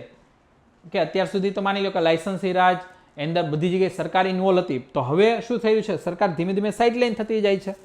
સરકાર કહે છે ભાઈ આ અમારું કામ નથી, કોઈ ઉદ્યોગ ધંધા ચલાવવા અમારું કામ નથી. એ પછી એમ કહે કે ભાઈ ટ્રાન્સપોર્ટેશન એ છે એ અમારું કામ નથી, બધું આપી દો પ્રાઇવેટને. ખાલી થોડીક જે રક્ષાની બાબતો છે, સંદેશા વ્યવહારની બાબતો છે કે બીજી પરમાણુ કે એમની બધી બાબતો છે એના ઉપર જ અમે ધ્યાન રાખશું, એના પર નિયંત્રણ રાખશું. બાકી બધું છે હવે શું કરો, પ્રાઇવેટાઇઝેશન કરી નાખો. ઓકે, તો આ બધી સમસ્યાઓ છે એ આપણી સામે આવી રહી છે કે ભાઈ આમાં કયું જાહેર વહીવટના ક્ષેત્રમાં ગણવું ને કયું ના ગણવું. ઓકે, તો આ બધી બાબતો આપણી સામે આવે છે. ઓકે, તો એમાં ધ્યાન રાખજો કે હવે જાહેર વહીવટનું જ્યારે અધ્યયન કરતા હોય તો એમાં ક્ષેત્રમાં બે મુખ્ય દ્રષ્ટિકોણો છે આપણે જોવાના રહે છે. બે દ્રષ્ટિકોણ ઉપર શું કરવાનું છે, આપણે વિચાર કરવાનો રહે છે. તો આ બે આપણે ડિટેલમાં જોઈએ. કે પહેલો દ્રષ્ટિકોણ છે એ છે પોસ્ટસ્કોપ દ્રષ્ટિકોણ. ઓકે, પોસ્ટસ્કોપ દ્રષ્ટિકોણ. આ બધા એક એક અક્ષર છે એનો મિનિંગ છે. ઓકે, મોટાભાગના લોકો છે ઓકે એ ક્યાંક ને ક્યાંક છે, માની લ્યો કે તમે કોમર્સ કે બધું ભણ્યા હોય તો એની અંદર મેનેજમેન્ટ કે કોઈ સબ્જેક્ટ આવતો હોય તો એમાં તમે આ બધી વસ્તુ ભણ્યા જ હોય. ઓકે, તો આના વિશે થોડીક ચર્ચા કરી લઈએ. ઓકે, તો ધ્યાન રાખજો, જાહેર વહીવટમાં ફક્ત સંચાલકીય કામ જ નથી. ઓકે, એના સુધી મર્યાદિત નથી, પરંતુ એમાં મુખ્યત્વે ખાનગી અને ઔદ્યોગિક વહીવટ પર લખનારા લેખકો પણ તમને જોવા મળે છે. એનો પ્રભાવ એટલા માટે જ છે. ઓકે, લુથર ગુલિક ખાસ કરીને ધ્યાન રાખજો કે એમને આ દ્રષ્ટિકોણ છે વ્યાપક પ્રમાણમાં ફેલાવેલ છે. આ પોસ્ટસ્કોપ દ્રષ્ટિકોણ છે એ. તો હવે જોઈ લઈએ કે ભાઈ આ દ્રષ્ટિકોણ કેવા શું માગે છે. કે તો એના વિશે આપણે હવે ચર્ચા કરવાની છે. તો ચાલો હવે આપણે વાત કરીએ પોસ્ટસ્કોપમાં પહેલા P નું. P એટલે પ્લાનિંગ. તો સિમ્પલ પ્લાનિંગ એટલે આયોજન કરવું. તો વહીવટમાં આપણે પહેલાં જ વાત કરી કે ભાઈ સામૂહિક કાર્ય કરવાના છે તો એમાં ઘણા બધા વ્યક્તિઓની જરૂર પડશે, પણ એની પહેલાં પણ આ જે કાર્ય છે ઘણા લાંબા સમય માટેનું હોય તો એના માટે તમારે શું કરવું પડે, એક ઉદ્દેશ્ય નક્કી કરીને તમારે આયોજન કરવું પડે. તો પ્રત્યેક સંગઠન છે પોતાના ઉદ્દેશ્યોની પ્રાપ્તિ તથા કાર્યકુશળતાને બનાવી રાખવા માટે પ્રયત્નશીલ તો હોય અને એના માટે એમને શું કરવું પડે, ઘણી બધી યોજનાઓ અને કાર્યક્રમો લાગુ કરાવવા પડે. તો યોજના અને કાર્યક્રમો જ્યારે લાગુ કરાવે છે તો એના માટે લાંબા ગાળાના ઉદ્દેશ્ય, ટૂંકા ગાળાના ઉદ્દેશ્ય, તો એ બધા માટે એમને આયોજન કરવું ફરજિયાત બનતું હોય છે. એટલા માટે એને શું કહેવાય કે ભાઈ કોઈ પણ પ્રકારની યોજનાઓનું નિર્માણ, રૂપરેખા, કાર્યનીતિના નિર્ધારણને આયોજન કહેવામાં આવે છે. તો પ્લાનિંગ આમ તો બધાને ખ્યાલ હોતો જ હોય છે. ત્યાર પછી બીજી બાબત એ છે ઓર્ગેનાઇઝિંગ એટલે કે સંગઠિત કરવું. ઓકે, પોસ્ટસ્કોપમાં P પછી O, ઓર્ગેનાઇઝિંગ એટલે સંગઠન. તો ધ્યાન રાખજો, સંગઠિત કરવાનો આશય માત્ર સંગઠન નિર્માણ સાથે જ સંબંધિત નથી. પણ ધ્યાન રાખજો, સંગઠન છે એ પોતાના જે પણ ઉદ્દેશ્યો છે એના અનુસાર કાર્યો અને પ્રક્રિયાઓ છે એને વ્યવસ્થિત કરે, એ બાબત ધ્યાનમાં રાખવાની છે. ઓકે. બીજું કે અહીંયા તમામ પ્રકારના જે સંસાધનો, જેમ કે માનવ શ્રમ શક્તિ છે, મૂડી છે, ટેકનોલોજી છે, કાચો માલ છે, મશીન છે, આ બધાને વ્યવસ્થિત રીતે કઈ રીતે ઉપયોગમાં લેવું એ પણ સંગઠનની અંદર આવી જાય છે, અથવા સંગઠિત કરવાના જે કાર્યો છે એના અંતર્ગત આવી જાય છે. તો મિત્રો ખાસ અહીંયા ધ્યાન રાખજો કે ઓર્ગેનાઇઝેશનની જ્યારે વાત કરીએ છીએ અથવા ઓર્ગેનાઇઝિંગની વાત કરીએ છીએ તો માત્ર એક તમે ખાલી 10-12 લોકો ભેગા થઈ જાઓ એનાથી મતલબ નથી, પણ 10-12 લોકો ભેગા થયા પછી એ કોઈ ઉદ્દેશ્યની પ્રાપ્તિ કરવા માટે કઈ રીતે કામ કરે છે એ પણ આની અંતર્ગત આવી જાય છે. ઓકે. ત્યાર પછી આવે છે સ્ટાફિંગ, એટલે કે કર્મચારીઓની વ્યવસ્થા કરવી. એટલે જે પ્રકારનું કાર્ય છે, જે પ્રકારનો આપણો ઉદ્દેશ્ય છે એમ છે, તો એને પૂર્ણ કરવા માટે એ પ્રકારના જે ટેકનિકલ પર્સન છે, એ પ્રકારના જે કાર્યકારી અથવા કારોબારી વ્યક્તિઓ છે, તો એને શું કરવા, એમની વ્યવસ્થા કરવી. તો સંગઠનની સૌથી મોટી મૂડી છે એમાં કાર્યરત માનવ શ્રમ શક્તિ છે. ઓકે.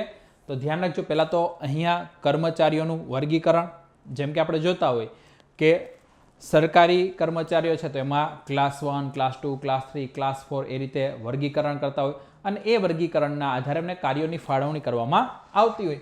તો વર્ગીકરણ, ભરતી, તાલીમ, વેતન, પદ ઉન્નતિ, સ્થાનાંતરણ, તો આ બધા કાર્યો છે આની અંતર્ગત આવી જાય છે, કારણ કે આ બધી બાબતો એક કર્મચારી હોય એની સાથે જોડાયેલી રહે છે. ઓકે. ત્યાર પછી આવે છે પોસ્ટ કોબમાં ડી, એટલે કે ડાયરેક્ટિંગ, નિર્દેશન કરવું. તો ધ્યાન રાખજો, દરેક સંગઠનમાં શીર્ષ પર પદ સ્થાપિત જે પદાધિકારીઓ છે એ પોતાની જે નીચેના અધીનસ્થો છે કે એને જરૂર પ્રમાણે નિર્દેશન અથવા માર્ગદર્શન આપવાનું કાર્ય કરે છે. જેમ કે ક્લાસ 1 ઓફિસર હોય તો એ ક્લાસ 2 ને માર્ગદર્શન આપે, ક્લાસ 2 છે તો ક્લાસ 3 ને માર્ગદર્શન આપે, ક્લાસ 3 છે તો એની અંડર બીજા કામ કરતા કર્મચારીઓ છે એને માર્ગદર્શન નિર્દેશનનું કામ કરે. અને આમ નિર્દેશનની પદ્ધતિ દ્વારા છે એક જે આપણો ઉદ્દેશ્ય છે આપણે બધા પ્રાપ્ત કરી શકીએ. તો એ તમારે ધ્યાનમાં રાખવાનું છે. તો નિર્દેશન સંબંધી જે પણ નિર્ણયો છે ઉચ્ચ સત્તા દ્વારા શું કરવામાં આવે છે, નિર્ધારિત કરવામાં આવે છે. કે અને અધીનસ્થો છે એ શું કરે છે, એ જે પણ આદેશો છે એના અનુસાર કાર્ય કરશે. તો આ બાબત મિત્રો તમારે ખાસ કરીને ધ્યાનમાં રાખવાની હતી. ત્યાર પછી આવે છે સીઓ, એટલે કે કોર્ડિનેટિંગ. ઓકે. કોર્ડિનેટિંગ એટલે કે સમન્વય કરવું. તો ધ્યાન રાખજો, આ પણ સંગઠનના મુખ્ય કાર્યમાંનું એક છે, કારણ કે સમન્વય વગર છે ક્યારેક કોઈ એક જે ઉદ્દેશ્ય છે એની પ્રાપ્તિ થઈ શકે નહીં. સમન્વયમાં તમારે બધી વસ્તુ છે જોવું પડે કે ભાઈ બધી વસ્તુ લાઇન બાય લાઇન છે ગોઠવાયેલી છે કે નહીં, અથવા જે કામની વહેંચણી યોગ્ય રીતે થયેલી છે કે નહીં. કે તો કાર્યોની જે પણ જટિલતા છે એને સોલ્વ કરવા માટે બેવડાપણું, એટલે એક જ કામ બે વાર તો નથી થઈ રહ્યું ને, પછી દ્વિધા, કે ઘણી વખત છે એ કાર્યોને લઈને દુવિધા ઉત્પન્ન થાય કે આ કામ કોણ કરશે, આ કામ કોણ કરશે. તો આ બધી વસ્તુ છે જો સમન્વય જો આપણે ઉપયોગ ના કરીએ તો બધી વસ્તુ આપણી સામે આવે, દુવિધા ઉત્પન્ન થાય, કાર્યોનું બેવડાપણું આવે, કાર્યોમાં જટિલતા આવી જાય. એટલા માટે ધ્યાન રાખજો કે તમામ એકમો છે, વ્યક્તિઓ છે અથવા કાર્યોની વચ્ચે સમુચિત સકારાત્મક સામંજસ્ય એટલે કે સમન્વય સ્થાપિત કરવામાં આવે છે. કે સમન્વય હશે તો બધું કામ છે યોગ્ય રીતે થશે અને જે પણ આપણી પાસે સંસાધનો છે એની પણ એફિશિયન્સી આપણને વધારે મળશે. ઓકે. નેક્સ્ટ છે રિપોર્ટિંગ. તો ધ્યાન રાખજો, રિપોર્ટિંગ છે કે એ શું છે કે કોઈ પણ પ્રકારનો નિવેદન તો ઠીક છે, પણ અંદાજપત્ર પ્રકારનું કહી શકો કે એ પ્રકારનું રિપોર્ટ આખો બનાવો. ઓકે. અંદાજપત્ર આમ તો તમને બજેટ જેવો લાગી જાય, પણ બજેટ નહીં, અહીંયા આપણે રિપોર્ટ જ લખી નાખીએ એટલે કોઈ આપણને પ્રોબ્લેમ ના આવે રિપોર્ટ બનાવવા. ક્લિયર? તો ધ્યાન રાખજો કે અહીંયા જે ઉચ્ચ તથા જે નિમ્ન અધિકારીઓ છે અથવા કર્મચારીઓ વચ્ચે સમન્વય અને નિયંત્રણ બનાવી રાખવા માટે શું કરવામાં આવે છે કે પ્રત્યેક અધીનસ્થ પોતાના ઉચ્ચ અધિકારીને કાર્યની પ્રગતિ, ઓકે, અથવા જે પણ સમસ્યાઓ છે જે કાર્ય કરવામાં, ઓકે, એ બધી બાબતોથી અવગત કરાવશે, કહેશે. ઓકે. એનો આખો રિપોર્ટ બનાવશે કે ભાઈ અમે આ કાર્ય કરી રહ્યા છે તો એમાં અહીંયા સુધી અમે પહોંચ્યા છીએ, અમારો પ્રોગ્રેસ આટલો થયો છે, આ કામમાં આટલી અમને સમસ્યાઓ આવી રહી છે, અથવા નાણાંનો આટલો પ્રોબ્લેમ આવી રહ્યો છે, સંસાધનોનો આ પ્રોબ્લેમ આવી રહ્યો છે. તો એ બધી બાબતોનો રિપોર્ટ શું કરે છે, અધીનસ્થ છે એના ઉપલા અધિકારી છે એને સોંપે છે. કે તો એનાથી ઉચ્ચ અધિકારીને ખબર પડે કે ભાઈ કાર્યની પ્રગતિ કેટલી છે, શું સમસ્યાઓ બધી આવી રહી છે. તો આ રીતે નિયમિત પ્રતિવેદન છે એમને આપવામાં આવે છે, રિપોર્ટિંગ છે એમાં. કે ચાલો હવે બજેટિંગ છે એમાં શબ્દ આવશે અંદાજપત્ર બનાવવું. ઓકે, પહેલામાં ખાલી રિપોર્ટ અથવા પ્રતિવેદન છે એ જ આવશે. ચાલો તો સિમ્પલ ધ્યાન રાખજો કે કોઈ પણ ઓકે વહીવટી તંત્ર છે એનું સંચાલન નાણાંથી જ થાય.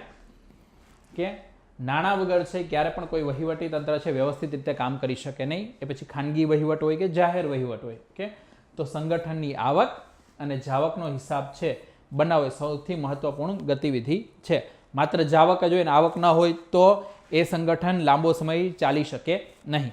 તો આ બધી વસ્તુ છે, આવક જાવક એની બધી બાબતો છે એનો હિસાબ રાખવો એ તમે બજેટની અંતર્ગત લઈ શકો. ઓકે, તો અહીંયા પોસ્ટ કોબ તેમાં બધી બાબતો આપણે જોઈ ગયા.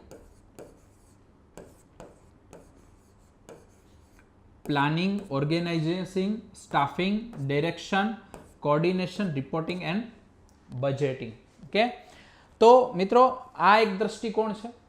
આપણે વાત કરતા હતા કે ભાઈ વહીવટ છે, જાહેર વહીવટ, તો એક દ્રષ્ટિકોણ આ છે કે ભાઈ જાહેર વહીવટ આ રીતે ચાલે છે, આટલા અંગ હોવા જોઈએ. કે તો લુથર ગુલિક દ્વારા પ્રતિપાદિત પોસ્ટકોબનો દ્રષ્ટિકોણ છે એ સ્વીકારવામાં તો આવ્યો છે, પણ ઘણા ટીકા કરવાની ટીકા પણ કરેલી છે. આ દ્રષ્ટિકોણ છે એમની.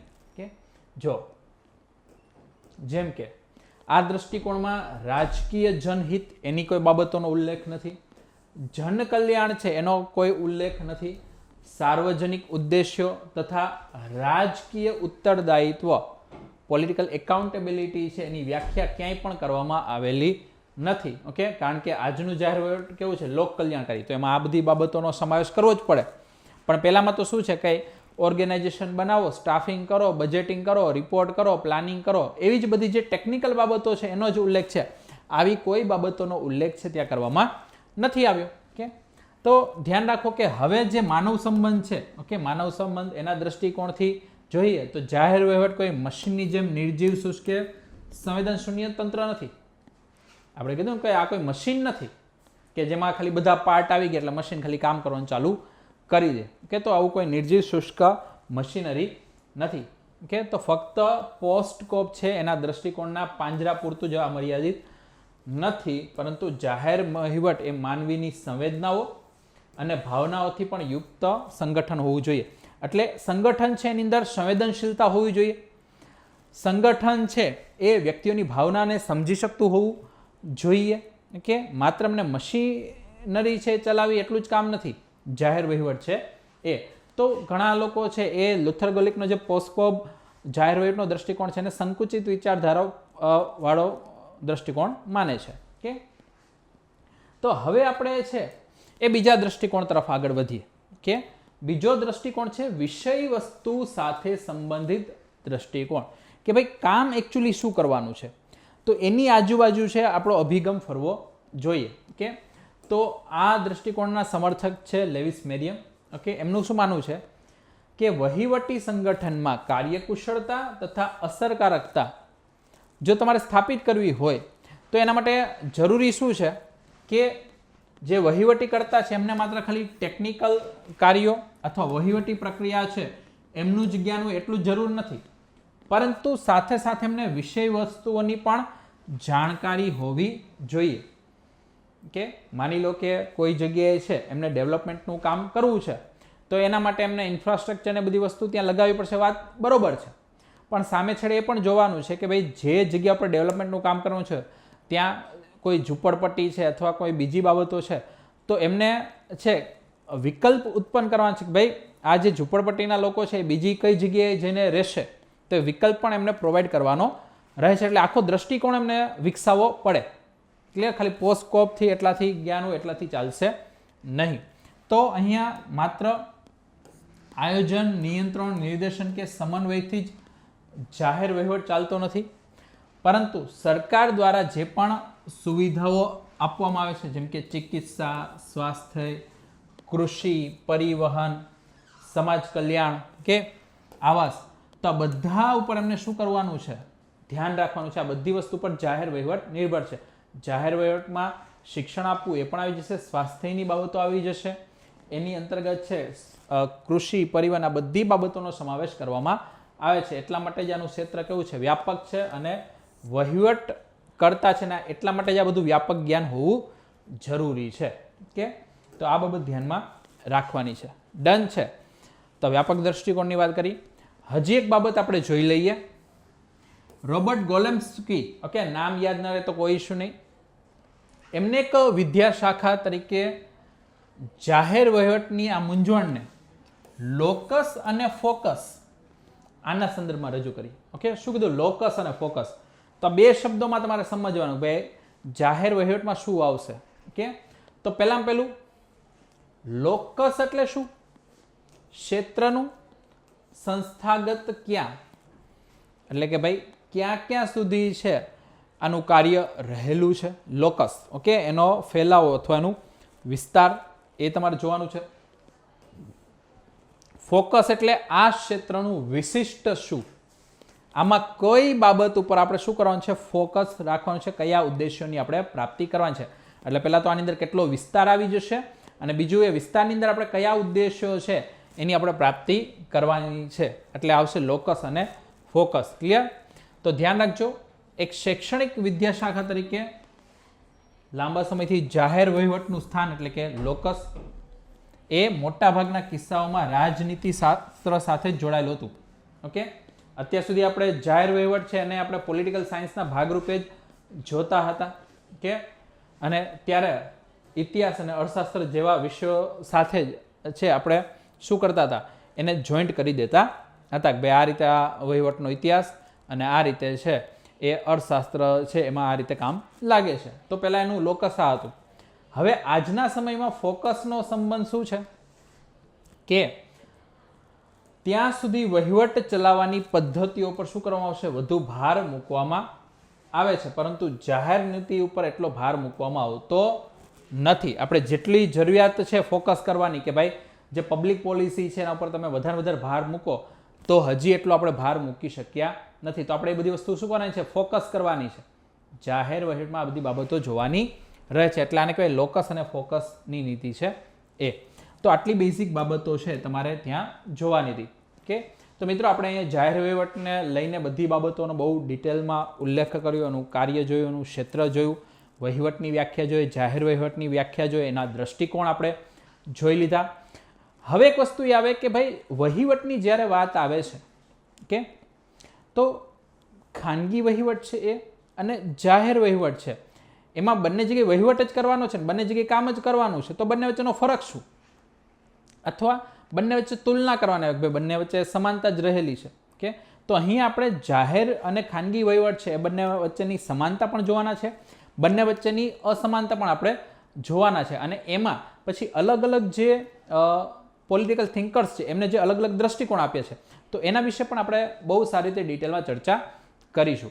તો સૌપ્રથમ છે આપણે થોડીક વાત કરી લઈએ કે વહીવટ અથવા જાહેર વહીવટ શબ્દથી એવો સંકેત મળે કે ખાનગી વહીવટ પણ ચોક્કસ હશે જ. આપણે શા માટે ડિફાઇન કર્યું? Public administration. ઓકે, તો પબ્લિક હશે તો પ્રાઇવેટ હોવાનું છે, એટલા માટે જ આપણે નામ આપ્યું, નહીં તો ખાલી વહીવટ જ કે. કેમ? તો ધ્યાન રાખજો, ઘણા લોકો એમ કહે છે કે ભાઈ વહીવટી વિજ્ઞાન એક જ છે, ખાલી વહીવટ. ઓકે, એડમિનિસ્ટ્રેશન પછી ખાનગી ને પબ્લિક એ બધું એક જ છે. ઓકે, પણ ઘણા લોકો એમ કહે છે કે ભાઈ જાહેર તથા ખાનગી છે એ શું કરવાનું છે? અલગ કરવાનું છે. અને ઘણા કહે છે કે ભાઈ એ ભેદ કરવો અવાંછનીય છે. કે એ ભેદ કરવાની જરૂર શું છે? વહીવટ જ છે ને બંને જગ્યાએ.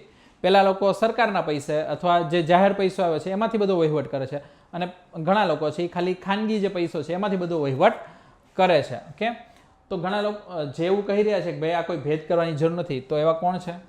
હેનરી ફેયોલ, મેરી પાર્કર ફોલેટ અને એલ ઉર્વિક. ઓકે, તો આ બધા લોકો છે એમ કહે છે કે ભાઈ આમાં કોઈ ફેરફાર કરવાની જરૂર નથી. છતાં પણ આ બંને વચ્ચે ક્યાંક ને ક્યાંક શું છે? અંતર તો રહેલું જ છે. અને ઘણા વિદ્વાનો છે પોતાના મત આ પ્રમાણે રજૂ કરેલા છે. તો હવે થોડીક આપણે વાત કરીએ કે પહેલી સમાનતા આપણે જોઈ લઈએ. તો ધ્યાન રાખજો, સમાનતાની અંદર પહેલી સમાનતા છે એ શું આવે છે? બંને સંગઠિત રૂપથી શું કરે છે? ઉદ્દેશ્ય પ્રાપ્તિ કરવાનો પ્રયત્ન કરે છે. ઓકે, બંનેનું કામ શું છે? બે આપણે ભેગા થઈને આપણું જે એક ગોલ છે એ આપણે શું કરીએ? એ પ્રાપ્ત કરીએ. બીજું, બંનેમાં હિસાબો રાખવાની પદ્ધતિ છે, એમાં ઓડિટિંગ આવશે, ખર્ચ કર્યોનું ઓડિટ કરવાનું આવશે, ફાઇલ કાર્યવિધિ આવશે, ઓકે, ફાઇલની ચકાસણી ને બધું આવશે, આદેશોનું સ્વરૂપ, ઓકે, ઉપરનો વ્યક્તિ એના નીચેના વ્યક્તિને આદેશ આપે, એનાથી નીચેના વ્યક્તિને એનાથી ઉપરનો વ્યક્તિ આદેશ આપે, તો આ રીતે આદેશની એકતાને ઉચાલે. અધિશ્રેણી, ઉચ્ચસ્થ, અધીનસ્થ સંબંધ, આ બધા મોટા ભાગે કેવું હોય છે? એક સમાન જ હોય છે. હાયરકી તો બધી જગ્યાએ જોવા મળે. ઓકે, ખાનગીમાં જોવા જાય તો બોસ હોય, એના નીચે ડિરેક્ટર, એને કહે ડિરેક્ટર છે, એના નીચેનો જે બીજા ઓફિસર હોય એને કહે એના નીચેનો ઓફિસર છે, એના નીચેના કર્મચારી છે, એને બધા આદેશ આપે. તો ત્યાં પણ હાયરકી છે. અને સરકારમાં જોવા જાવ તો ત્યાં પણ ક્લાસ 1, 2, 3, 4 એ પ્રકારની હાયરકી તમને જોવા મળે છે. ઓકે, પછી વિભિન્ન પ્રકારના સંસાધનો છે એને સમન્વિત રૂપથી ઉપયોગ કરીને સારું પરિણામ પ્રાપ્ત કરવા માટે બંને પ્રયત્નો કરે છે. ઓકે, તો સિમ્પલ બાબત છે કે અહીંયા બંને લોકો છે એ શું કરી રહ્યા છે કે આપણી પાસે જે પણ સંસાધનો રહેલા છે એનો યોગ્ય ઉપયોગ કઈ રીતે કરવો. કે બંને છે એ સંચાલનની સર્વમાન્ય જે પોસ્ટકોપ પદ્ધતિ છે એનો ઉપયોગ કરે છે. આપણે પોસ્ટકોપ આગળ જ જોઈ ગયા, તો બંને લોકો આના પદ્ધતિનો ઉપયોગ કરે છે.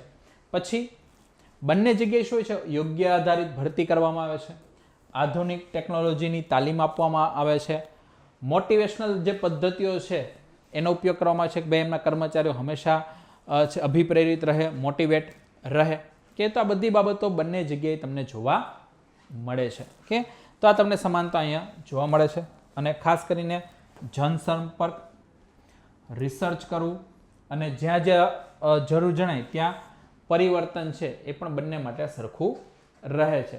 બંને શું કરે છે? પોતાનામાં સમયાંતરે પરિવર્તન કરતા રહે છે, પબ્લિક સાથે રિલેશન રાખતા રહે છે જ્યાં જ્યાં જરૂરિયાત જણાય ત્યાં. કે તો આ બધી સમાનતાઓ છે એ તમને જાહેર અને ખાનગી વહીવટ છે ત્યાં જોવા મળે છે. કે તો સમાનતાની વાત થઈ. હવે વાત કરીએ ડિફરન્સીસની, અસમાનતા છે એમની. તો ધ્યાન રાખો, અસમાનતા છે એમાં પહેલું કે જાહેર વહીવટનો મુખ્ય હેતુ શું છે? જાહેર જનતાની સેવા કરવાનો. એટલે આનો જે એમ છે એ સર્વિસીસ બેઝ છે. ઓકે, સેવા કરવાનો છે એના ઉપર છે. અને એ મુખ્ય કામ શું કરશે?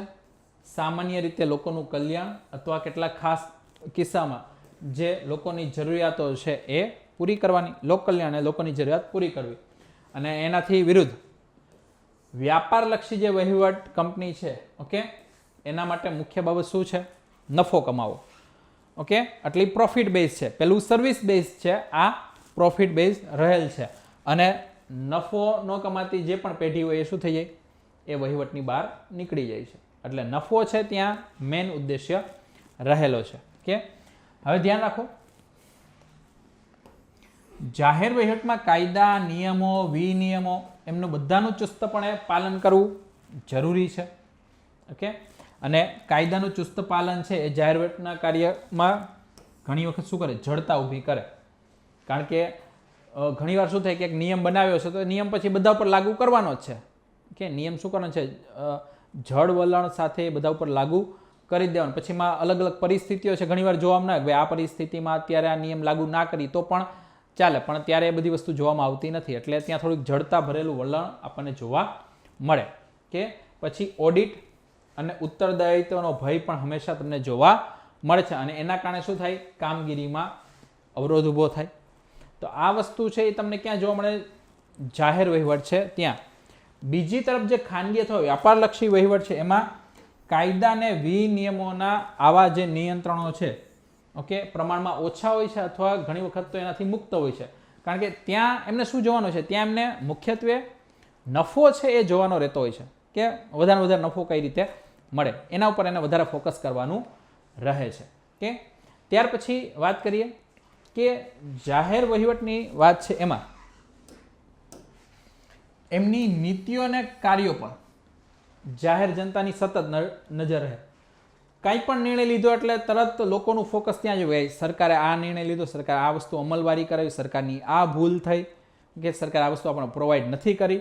તો લોકોની નજર હંમેશા કોના ઉપર રહે? જાહેર વહીવટ છે એના ઉપર રહેતી હોય છે. એટલે જાહેર વહીવટની કોઈ સફળતા પ્રાપ્તિનો ભાગ્યે જ પ્રચાર પ્રસાર થાય, પરંતુ કોઈ નાની સરખી પણ ભૂલ થાય કે સરકાર છે એ સાવ 100 જેટલી પણ નાની ભૂલ કરે એટલે તરત એ હાથી જેવી મોટી ભૂલ આપણને દેખાઈ જાય કે તો તરત શું થાય? અખબારોના મથાળા ઉપર આવી જાય કે અને બીજી તરફ વ્યાપારલક્ષી વહીવટમાં આવો વ્યાપક પ્રચાર જોવા મળતો નથી. કંપનીઓમાં બહુ મોટી ભૂલ થઈ અને એના કારણે ઘણા બધા શેર હોલ્ડરોને બધાને નુકસાન ગયું હોય કે તો પછી એ બધું ધ્યાનમાં આવે, પણ બાકી છે એ કોઈ વ્યાપારલક્ષી બાબતો એના પર આટલી બધી નજર રાખવામાં આવતી નથી. તો આ એક અલગ છે. બીજું, જાહેર વહીવટમાં કોઈ પણ પ્રકારનો ભેદભાવ અથવા પક્ષપાત છે એ કરી શકાતો નથી કે એ તમને ત્યાં જોવા મળશે નહીં. પણ વ્યાપારલક્ષી વહીવટ છે એમાં તીવ્ર સ્પર્ધા છે એટલે ત્યાં પછી ભેદભાવની નીતિ છે અપનાવવામાં આવે છે. એટલે ત્યાં કોઈ પ્રોબ્લેમ નથી ભેદભાવની નીતિ કે કાંઈ પણ આપણે ત્યાં તો શું જોવાનું છે? ટાર્ગેટ શું છે? પ્રોફિટ કમાવો કે એ બાબત ત્યાં નજરમાં રાખવામાં આવે છે. પ્રોફિટવાળી વસ્તુ છે એ. તો આ તમારે ખાસ ધ્યાનમાં રાખવાનું છે ઓકે. અને આના સિવાય પણ બીજા બધા ઘણા અંતરો છે, પણ આપણે આટલી બાબતો જોઈએ કે ભાઈ આટલી સમાનતા અને આટલી અસમાનતા આપણને જોવા મળે છે. ક્લિયર? તો અહીંયા બેઝિક બધી બાબતો આપણે જોઈ લીધી. હવે મેં તમને વાત કરી કે ભાઈ અલગ અલગ જે વિદ્વાનો છે એ પણ જાહેર અને ખાનગી વહીવટ છે એમની વચ્ચેના જે ભેદ છે એના વિશે પોતપોતાના અલગ અલગ વિચારો આપ્યા છે. તો એ બાબતો હવે આપણે જોવાની છે. સૌ પ્રથમ આવે છે હર્બર્ટ સાયમન. તો હર્બર્ટ સાયમન છે એમને શું કીધું કે જાહેર વહીવટ છે એનું સ્વરૂપ કેવું હોય છે? નોકરશાહી યુગ. એમાં જ છે નોકરો છે એટલે કે જે અધિકારીઓ છે બધા એ રહેવાના છે નોકરશાહ. જ્યારે જાહેર વહીવટનું સ્વરૂપ કેવું છે? વ્યાપારી. ત્યાં મુખ્યત્વે શું જોવાનું છે? ભાઈ આપણી જે પ્રોડક્ટ છે, આપણી જે સર્વિસ છે એ કઈ રીતે સારી રીતે વેચે ને આપણને કઈ રીતે પૈસા મળે, નફો મળે, તો એનું સ્વરૂપ વ્યાપારિક છે. અને અહીંયા બ્યુરોક્રેસીનું મહત્વ વધારે રહેલું છે. બીજું, જાહેર વહીવટ છે એ રાજકીય વાતાવરણની વધારે નજીક હોય, કારણ કે ડાયરેક્ટ અસર છે એ કોના ઉપર થાય? જાહેર વહીવટ ઉપર કે આ રાજકીય વાતાવરણની છે. જેવું એમાં કાંઈ ફેરફાર થાય એટલે તરત જાહેર વહીવટ ઉપર એની અસર જોવા મળે. જ્યારે ખાનગી વહીવટ કેવો હોય? અરાજકીય. એના પર એટલી બહુ લાંબા ગાળાની કે એટલી ફરક પડતો નથી ઓકે. ચાલો, અથવા ટૂંકા ગાળામાં બહુ ફરક ન પડે, લાંબા ગાળે માની લ્યો સરકારોને બધું બદલે તો કંઈક ફરક પડે.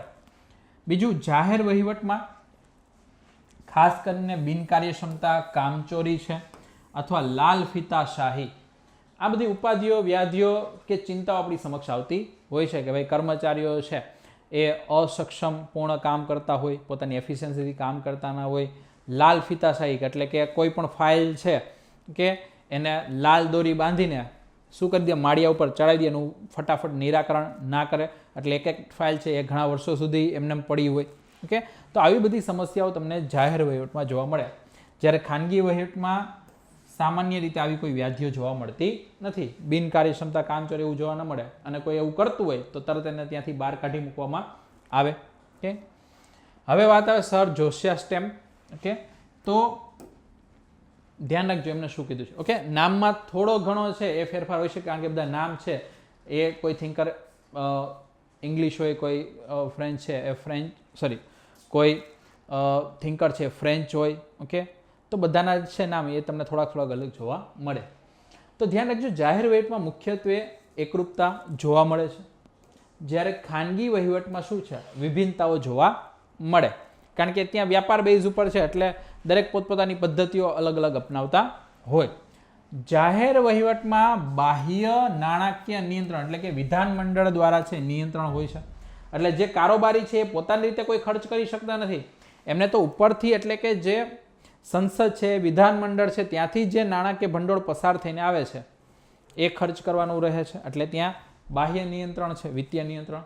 જ્યારે ખાનગી વહીવટમાં આંતરિક નાણાકીય નિયંત્રણ હોય છે, એટલે એમની પાસે જ પોતાનું નિયંત્રણ રહેલું છે. તો આથી ત્યાં નાણાં અને વહીવટ વચ્ચેની પૃથકતા રહેતી નથી. પહેલામાં તો શું છે? જાહેર વહીવટને ઘણીવાર જરૂરિયાત હોય વ્યવસ્થિત બધી સુવિધા આપવા માટે, પણ ઉપરથી એ વસ્તુ મંજૂર જ ના થાય ઓકે, તો એટલું કાર્ય એ કરી શકતા નથી. જેના જો જાહેર વહીવટ લોકો પ્રત્યે કેવું છે, જવાબદેહ છે, ઉત્તરદાયી છે, જ્યારે ખાનગી વહીવટમાં એવી વસ્તુ જોવા મળતી નથી. તો આ બધા પોઈન્ટ છે એ આમના દ્વારા કહેવામાં આવેલ છે. ઓકે, બીજું આ તો બધાને ખ્યાલ આવી જાય, જાહેર વહીવટનું મુખ્ય ધ્યેય શું છે, લોક કલ્યાણ અને સામુદાયિક સેવાઓ છે. જ્યારે અહીંયા ખાનગી વહીવટનું શું છે, લાભ ઉન્મુખી, એટલે કે નફો કમાવો. આનો નફો કમાવાનો ઉદ્દેશ્ય નથી, ત્યાં ખાલી સેવાનો ઉદ્દેશ્ય છે. અને ખાનગી વહીવટમાં શું છે, ત્યાં ઉલટું છે, ત્યાં સેવાનો કોઈ ઉદ્દેશ્ય નથી, માત્ર નફાનો જ ઉદ્દેશ્ય તમને જોવા મળે છે. ઓકે, તો એ બાબત ધ્યાનમાં રાખવાની છે. ચાલો, ત્યાર પછી આવે છે પોલ એચ એપલબી. ઓકે, હવે આમના વિચારો છે એમની ઘણી બધી અસર છે ભારતના વહીવટ ઉપર પણ પડી છે. ઓકે, તો ધ્યાનમાં રાખવાનું છે.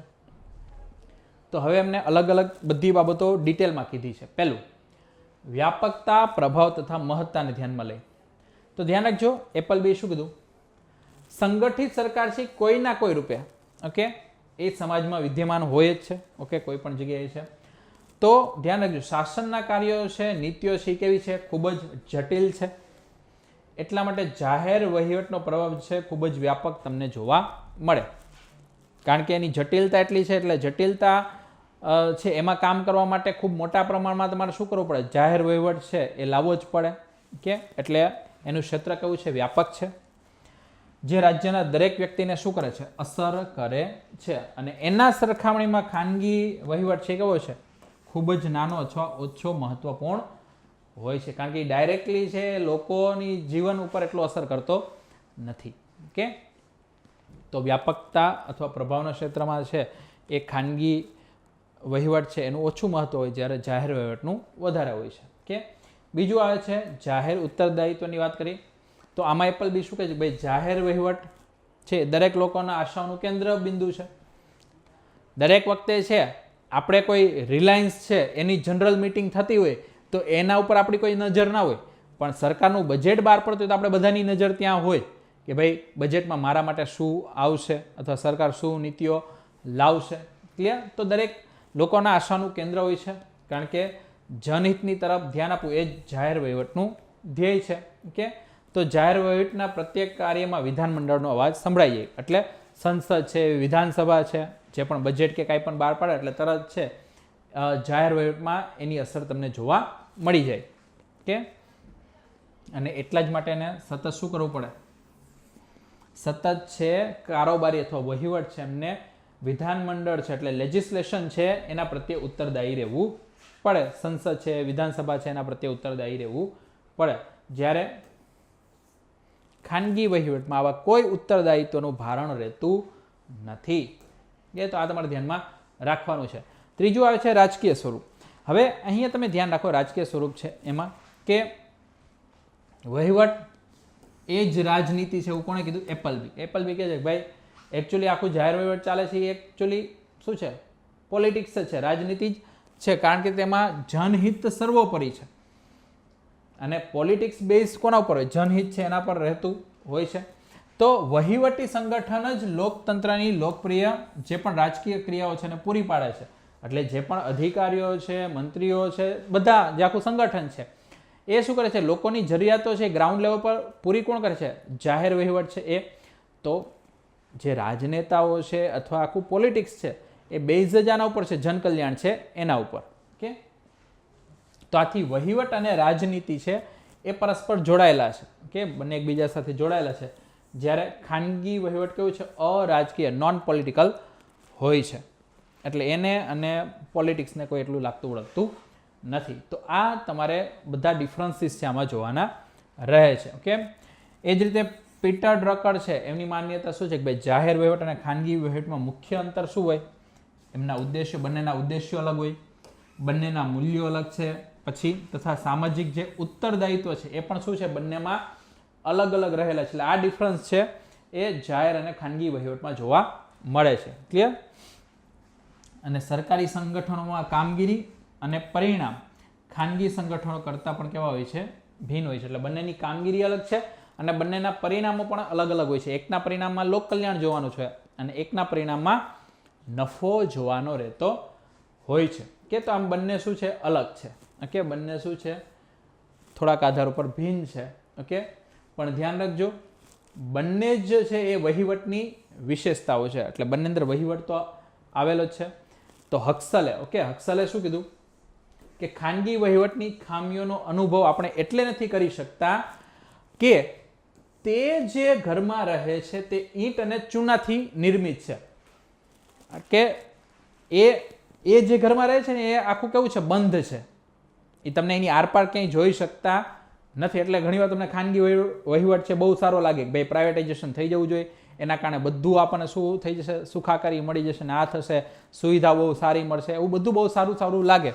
પણ એ કેવું છે ઈંટ અને ચૂનાથી બનેલ છે ક્લિયર અને જ્યારે જાહેર વહીવટ કેવું છે કાચના ઘરમાં રહે છે કે જાહેર વહીવટમાં શું છે કાચની દિવાલો છે એટલે બધું આરપાર આપણને જોવા મળે છે કે ભાઈ અંદર શું થઈ રહ્યું છે અને એટલા માટે એની નાની નાની ભૂલો છે ને એ પણ આપણને શું દેખાય વધારે મોટી દેખાય અને જ્યારે ખાનગી વહીવટ છે એમાં તો ખૂબ મોટી વસ્તુ થઈ ગઈ હોય તો એ આપણને ખબર નથી પડવાની કારણ કે એ તો ચાર દિવાલની વચ્ચે થયેલું છે ઓકે તો આ બહુ ધ્યાનમાં રાખવાનું છે આથી તેની પ્રત્યેક ખામીને જનતા પ્રત્યક્ષ જોઈ શકે છે ક્યાં જાહેર વહીવટ છે ત્યાં અને એટલા માટે જાહેર વહીવટ અને ખાનગી વહીવટમાં અંતર ફક્ત માત્રાનું છે ગુણોનું નહીં એ તમારે ધ્યાનમાં રાખવાનું છે ઓકે પણ બંનેમાં વહીવટી બાબતો તો આવે જ છે એટલે એ રીતે બંને સમાન છે તો આટલો બંને વચ્ચેનો ભેદ તમારે જોવાનો રહેતો હતો ઓકે ડન છે ક્લિયર ચાલો તો આ વાત થઈ બંને વચ્ચેના તફાવતની પછી આપણે સરખામણીને બધી વસ્તુ જોઈ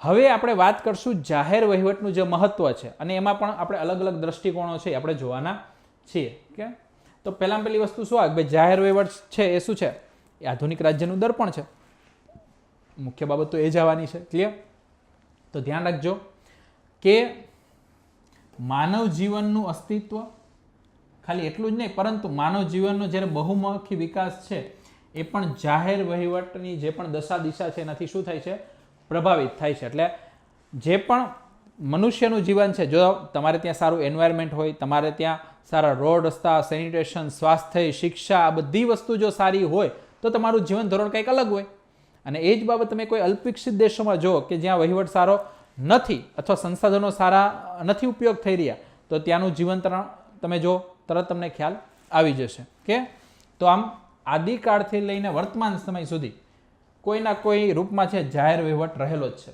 કે એ તમારે ધ્યાનમાં રાખવાનું છે તો હાવર્ડ વિશ્વવિદ્યાલય છે એના પ્રોફેસર ડોનહામ એના મત અનુસાર એમણે શું કીધું છે કે જો આપણી સભ્યતાનો શું થઈ જાય વિનાશ થાય અથવા આપણી સભ્યતા સસ્ટેનેબલ ના રહી શકે અથવા જીવન ટકાવવા માટે અસફળ રહે તો એનું મુખ્ય કારણ છે એ આપણા વહીવટની અસફળતા જ છે તો તમે જો કેટલું મોટું સેન્ટેન્સ કહી દીધું એમને કીધું કે ભાઈ કાંઈ પણ જો છે આપણી આખી સભ્યતા નાશ પામે અથવા આપણી સભ્યતા છે જીવન ટકાવવામાં નિષ્ફળ રહે તો એની અસફળતા પાછળનું કારણ શું હશે જાહેર વહીવટની નિષ્ફળતા જાહેર વહીવટ આપણે વ્યવસ્થિત રીતે કરી શક્યા નહીં એટલા માટે કે એટલે તમે આનું મહત્વ જોઈ શકો છો કે જાહેર વહીવટનું મહત્વ કેટલું બધું છે કે તો આમ આધુનિક રાજ્યને વહીવટી રાજ્ય છે એ પણ કહેવામાં આવે છે એડમિનિસ્ટ્રેટિવ સ્ટેટ પણ કહેવામાં આવે છે તો ડિમોક છે કે એમના મત અનુસાર શું છે કે ભાઈ વહીવટનું ક્ષેત્ર એટલું વ્યાપક થઈ ચૂક્યું છે કે તેની જે પણ ફિલોસોફી છે એ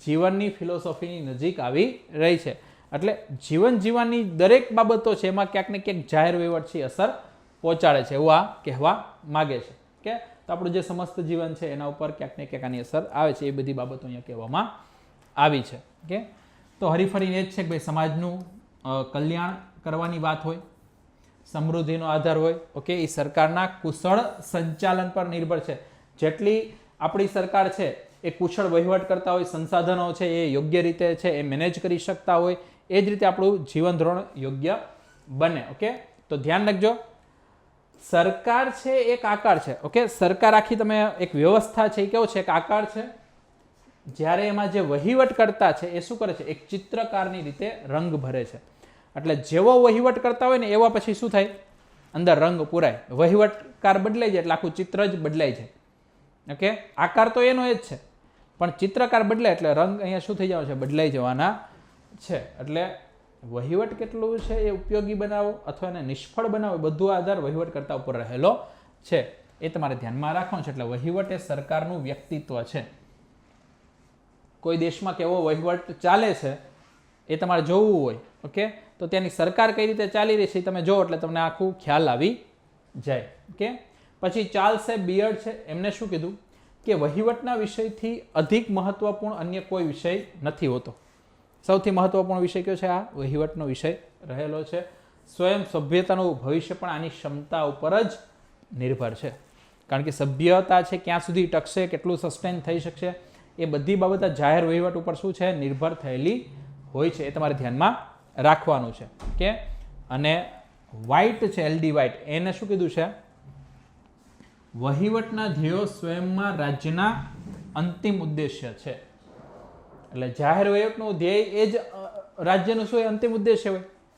ઓકે, કારણ કે આખા રાજ્યના ઉદ્દેશ્ય પૂરા કરવા માટે તો જાહેર વહીવટ શું કરે છે? એ કાર્ય કરતું હોય છે. તો એ બાબત તમારે ધ્યાનમાં રાખવાની છે. ઓકે, પછી એક આવે છે ગ્લેડન. તો ગ્લેડને શું કીધું છે કે ભાઈ આપણે ઈચ્છીએ કે ના ઈચ્છીએ, આધુનિક યુગમાં જાહેર વહીવટ આપણા માટે અત્યંત આવશ્યક બની ગયો છે. આપણે એના વિશે સમજીએ, જાણીએ, ભણીએ, ના ભણીએ નથી કોઈ ફરક નથી, એ આપણા જીવન ઉપર અસર કરે છે ને કરે જ છે. ઓકે, તો લોકતંત્રમાં જાહેર વહીવટ પ્રત્યેક નાગરિકના અધ્યયન, ચિંતન અને મનનનો શું છે? વિષય છે. પછી ભલે વિદ્યાર્થી, વિચારક કે સરકારી કર્મચારી હોય, એ દરેક માટે આ સબ્જેક્ટ છે કે એને ડાયરેક્ટલી ઇનડાયરેક્ટલી છે એ શું કરવું જોઈએ? એ ભણવો જોઈએ અથવા એના વિશે સમજણ કેળવવી જોઈએ. તો આ તમે જોઈ શકો આ વિષયનું મહત્વ કેટલું રહેલું છે. ઓકે, હવે ધ્યાન રાખજો, ગેરાલ્ડ કેડન, ઓકે, એ જાહેર વહીવટ છે એની થોડીક ભૂમિકાઓ છે એ બતાવી રહ્યા છે. તો એ આપણે જોઈ લઈએ કે જેના કારણે આપણે મેઇન્સમાં ક્યાંક ને ક્યાંક વસ્તુ લખી શકીએ. ઓકે, તો પહેલું શું આવશે? રાજ્ય વ્યવસ્થાનું સંરક્ષણ, એ જાહેર વહીવટમાં આવી જશે. સ્થિરતા અને વ્યવસ્થાનું અનુરક્ષણ, સામાજિક અને આર્થિક પરિવર્તન છે એનું સંસ્થાનીકરણ, ત્યાર પછી મોટા પાયાની વાણિજ્યક સેવાઓનું સંચાલન એ જાહેર વહીવટમાં આવી જાય છે. વૃદ્ધિ અને આર્થિક વિકાસને સુનિશ્ચિત કરવું એ આની અંતર્ગત આવશે. સમાજના નબળા વર્ગોનું રક્ષણ. ઓકે, આ બધા શબ્દો તમને મિત્રો ખ્યાલ જ છે, એટલા માટે હું એક એક શબ્દોની અત્યારે કોઈ છે છણાવટ કરી રહ્યો નથી, પણ આ બધી વસ્તુ તમારા મેઇન્સના આન્સર રાઇટિંગ છે એમાં આવવી જોઈએ. પછી લોકમતનું નિર્માણ કે અને લોકનીતિઓને પ્રભાવિત કરવી. તો ગેરાલ્ડ છે એ આ વસ્તુ કહી રહ્યા છે કે ભાઈ જાહેર વહીવટ છે એ કઈ કઈ ભૂમિકાઓ છે એ સમાજમાં અદા કરે છે. ઓકે, હવે ત્યાર પછી ધ્યાન રાખજો, આધુનિક સભ્યતાની વાત કરીએ તો એમાં જાહેર વહીવટ છે એના મહત્વની બાબતો જોઈ લે. ઓકે, તો વૈજ્ઞાનિક અને તકનીકી વિકાસના ફળ સ્વરૂપ જાહેર વહીવટ છે એનું અત્યારે ક્ષેત્ર કેવું થઈ ગયું છે? ખૂબ જ વ્યાપક થઈ રહ્યું છે. ઓકે, અને ઔદ્યોગિક ક્રાંતિના પરિણામ સ્વરૂપ છે એ સામે છેડે શું થયું છે? આર્થિક અને જે સામાજિક સમસ્યાઓ છે એની વૃદ્ધિ પણ ઘણી થઈ છે. સામાજિક ભેદભાવો ઘણા બધા થયા, શહેરોમાં, ગ્રામીણોમાં આર્થિક ભેદભાવો છે એ ઘણા બધા વધ્યા. તો એ બધી જવાબદારીઓ અંતે કોના ઉપર આવે? જાહેર વહીવટ છે એટલે સરકાર છે એના ઉપર આવે. તો બધી નવી સમસ્યાઓ છે એ પણ સરકાર સામે આવી રહી છે, તો એનો સામનો પણ એ જાહેર વહીવટ છે એની અંતર્ગત જ કરવો પડે છે. એટલે કે હવે સરકારની જવાબદારીઓમાં શું થઈ રહી છે? અમર્યાદિત વૃદ્ધિ થઈ રહી છે. ઓકે, તો આ બધી બાબતો ધ્યાનમાં રાખવાની છે. ઓકે, તો મિત્રો અહીંયા છે હરીફરીને સિમ્પલ એ જ ધ્યાનમાં રાખવાનું કે જાહેર વહીવટ છે એ ખૂબ જ અગત્યનો વિષય છે અને એને તમે વાંચો ન વાંચો પણ તમે એને નકારી શકો નહીં, એ બાબત ધ્યાનમાં રાખવાની છે. ક્લિયર? તો ધ્યાન રાખજો. હવે આ જોજો, આ બધા શબ્દો એક્ઝામમાં આવજે કે જેમ કે વસ્તી વધારો છે, કુદરતી હોનારતો છે, એમાં તમે જોતા છો કેટલી વૃદ્ધિ થઈ રહી છે. પશ્ચિમી સંસ્કૃતિના પ્રભાવના પરિણામ સ્વરૂપ સામાજિક સૌહાર્દમાં થયેલ ઘટાડો. આધુનિક વિશ્વ છે એ આંતરરાષ્ટ્રીય સ્તર પર વધતી જતી સ્પર્ધાને કારણે જે પડકારોનો સામનો કરી રહ્યો છે, તો એના કારણે હવે જાહેર વહીવટનું મહત્વ ખૂબ વધી ગયું છે અને લોકો છે એ હવે શું થઈ ગયા છે કે જાહેર વહીવટ ઉપર ઘણા બધા વધારે નિર્ભર થઈ રહ્યા છે. આ બધી બાબતો છે એમના કારણે. કે તો આ બધી બાબતો તમારે એક્ઝામમાં પણ લખવાની જ રહે છે. બીજું લખજો કે ભાઈ 21મી સદીમાં જે વૈશ્વિક સરકાર, ધ્યાન રાખજો વર્લ્ડ ગવર્મેન્ટની વાત છે, વૈશ્વિક સરકાર, ઉદારીકરણ, સૂચના પ્રૌદ્યોગિકી એમનો વિકાસ, પછી સસ્ટેનેબલ ડેવલપમેન્ટ એની અવધારણા, માનવ અધિકાર, માહિતીનો અધિકાર, ઈ શાસન, તો આ બધી અવધારણાને કારણે હવે જાહેર વહીવટનું મહત્વ અને ક્ષેત્ર ઘણું બધું વધી ગયું, કારણ કે હવે આ બધી બાબતો પણ એના અંતર્ગત આવી ગઈ. જ્યાં લગી છે માની ટેકનોલોજીનો એટલો વિકાસ નહોતો ત્યાં લગી ખાલી શાસનની વિભાવના હતી, હવે તો ઈ શાસનની વિભાવના આવી ગઈ છે. તો આ બધી બાબતો તમારે ધ્યાનમાં રાખવાની છે. કે અધ્યયનની દ્રષ્ટિએ મહત્વ જોઈ લે તો પેલું જ્ઞાનમાં મીમાંસાત્મક યોગદાન એનું મળી રહ્યું છે, તકનીકી યોગદાન છે, ઉદાર શૈક્ષણિક યોગદાન છે અને વ્યવસાયિક યોગદાન પણ એટલું જ આનું જાહેર વહીવટનું રહેલું છે. અને એ જ રીતે કાર્યની દ્રષ્ટિએ મહત્વ જોઈએ તો શાસન છે ના એક યંત્રના રૂપમાં છે એનું મહત્વ છે. બીજું વિકાસ અને પરિવર્તનના વાહક તરીકે જાહેર વહીવટ રહેલ છે. આર્થિક પ્રગતિની સાથોસાથ સામાજિક પ્રગતિના વાહક રૂપે. તો બધી બાબતો તમારે મહત્વમાં લખવાની છે. તો જે 200 શબ્દમાં આપણે આન્સર લખવાનો છે તો આ 200 શબ્દ આ રીતે જ ભેગા કરવાના છે. જેટલા વધારે મુદ્દાઓ છે તમે લખશો એટલું જ છે વધારે માર્ક્સ મળશે. બાકી 1 ને 2 લાઈનો છે વારંવાર રિપીટ કરવાથી વધારે માર્ક્સ મળતા નથી. આ બધા મુદ્દાઓ તમારા આન્સરમાં આવવા જોઈએ જ્યારે મહત્વની વાત આવે ત્યારે. ઓકે, તો મિત્રો અહીંયા પ્રશ્ન જોઈ લો શું છે. જાહેર વહીવટ એટલે શું? પહેલો પ્રશ્ન, ઓકે, પહેલી લાઈન. અને બીજું શું કીધું? ભાઈ તેનું ક્ષેત્ર, આપણે જે આગળ આખું ક્ષેત્ર જોઈ ગયા એ, તથા એના મહત્વ વિશે શું કરો? તમે ચર્ચા કરો. તો આ તમારે ધ્યાનમાં રાખવાનું છે. ઓકે, શું જોયું છે આપણે? જાહેર વહીવટ એટલે શું એ પણ વાત કરી અને તેના ક્ષેત્ર તથા મહત્વ વિશે આપણે ચર્ચા પણ કરી છે. તો આટલું તમારે ખાસ કરીને ધ્યાનમાં રાખવાનું છે. તો આના ઉપરના આન્સર લખવાના છે. આપણે આ બધી વસ્તુ જોઈ ગયા છે, આની બધી વ્યાખ્યાઓ જોઈ ગયા છે, તો એ જોવાનું છે. પછી આપણે એક આખા પેજમાં છે, આખી સ્લાઇડ છે, એમાં જાહેર વહીવટની અંદર કઈ કઈ બાબતોનો સમાવેશ થાય છે એ જોયું, તો એ બધું આમાં આવશે. પછી એના ક્ષેત્ર જોવાના છે, કયા કયા ક્ષેત્રમાં છે, અને છેલ્લે આપણે એના મહત્વ વિશે ચર્ચા કરવાની છે. આ બધી વસ્તુ આવી જોઈએ. ઓકે, તો 200 શબ્દમાં પૂછે તો આ બધી વસ્તુ તમારે લખવાની રહેશે. ઓકે, સેકન્ડ, જાહેર વહીવટ અને ખાનગી વહીવટ બંને વચ્ચે તુલના કરો તથા બંને વચ્ચેના તફાવત તમે વિગતવાર ચર્ચા કરો. તો આપણે શરૂઆતમાં જે સમાનતા જોઈ એ બધી વસ્તુ જોવાની. ઓકે, અસમાનતા એની વાત કરશું. પછી જે અલગ અલગ થિંકર્સ એમને જે અસમાનતાઓ કહી, તો એ બધી વસ્તુ તમારે 200 શબ્દમાં લખવાની છે. કે તો મિત્રો આ બધી બાબતો અહીંયા આવશે. કે આટલી વસ્તુ તમારે જોવાની હતી. ક્લિયર? તો અહીંયા આપણો જે પહેલો ટોપિક છે, જે સાવ સ્ટાર્ટિંગ ટોપિક હતો, એ અહીંયા પૂરો થાય છે. આના પછીનો જે નેક્સ્ટ ટોપિક છે એમાં આપણે જે કૌટિલ્ય રચિત અર્થશાસ્ત્ર છે એમની ચર્ચા કરશું. મુગલ વહીવટ છે, ઓકે, તો એની આપણે વાત કરશું. બ્રિટિશ શાસન છે એનું કઈ રીતે આપણા વહીવટ ઉપર અસર થઈ, તો આ બધી બાબતો છે એની ચર્ચા આપણે નેક્સ્ટ સેશનમાં કરશું. તો ત્યાં સુધી રજા આપશો.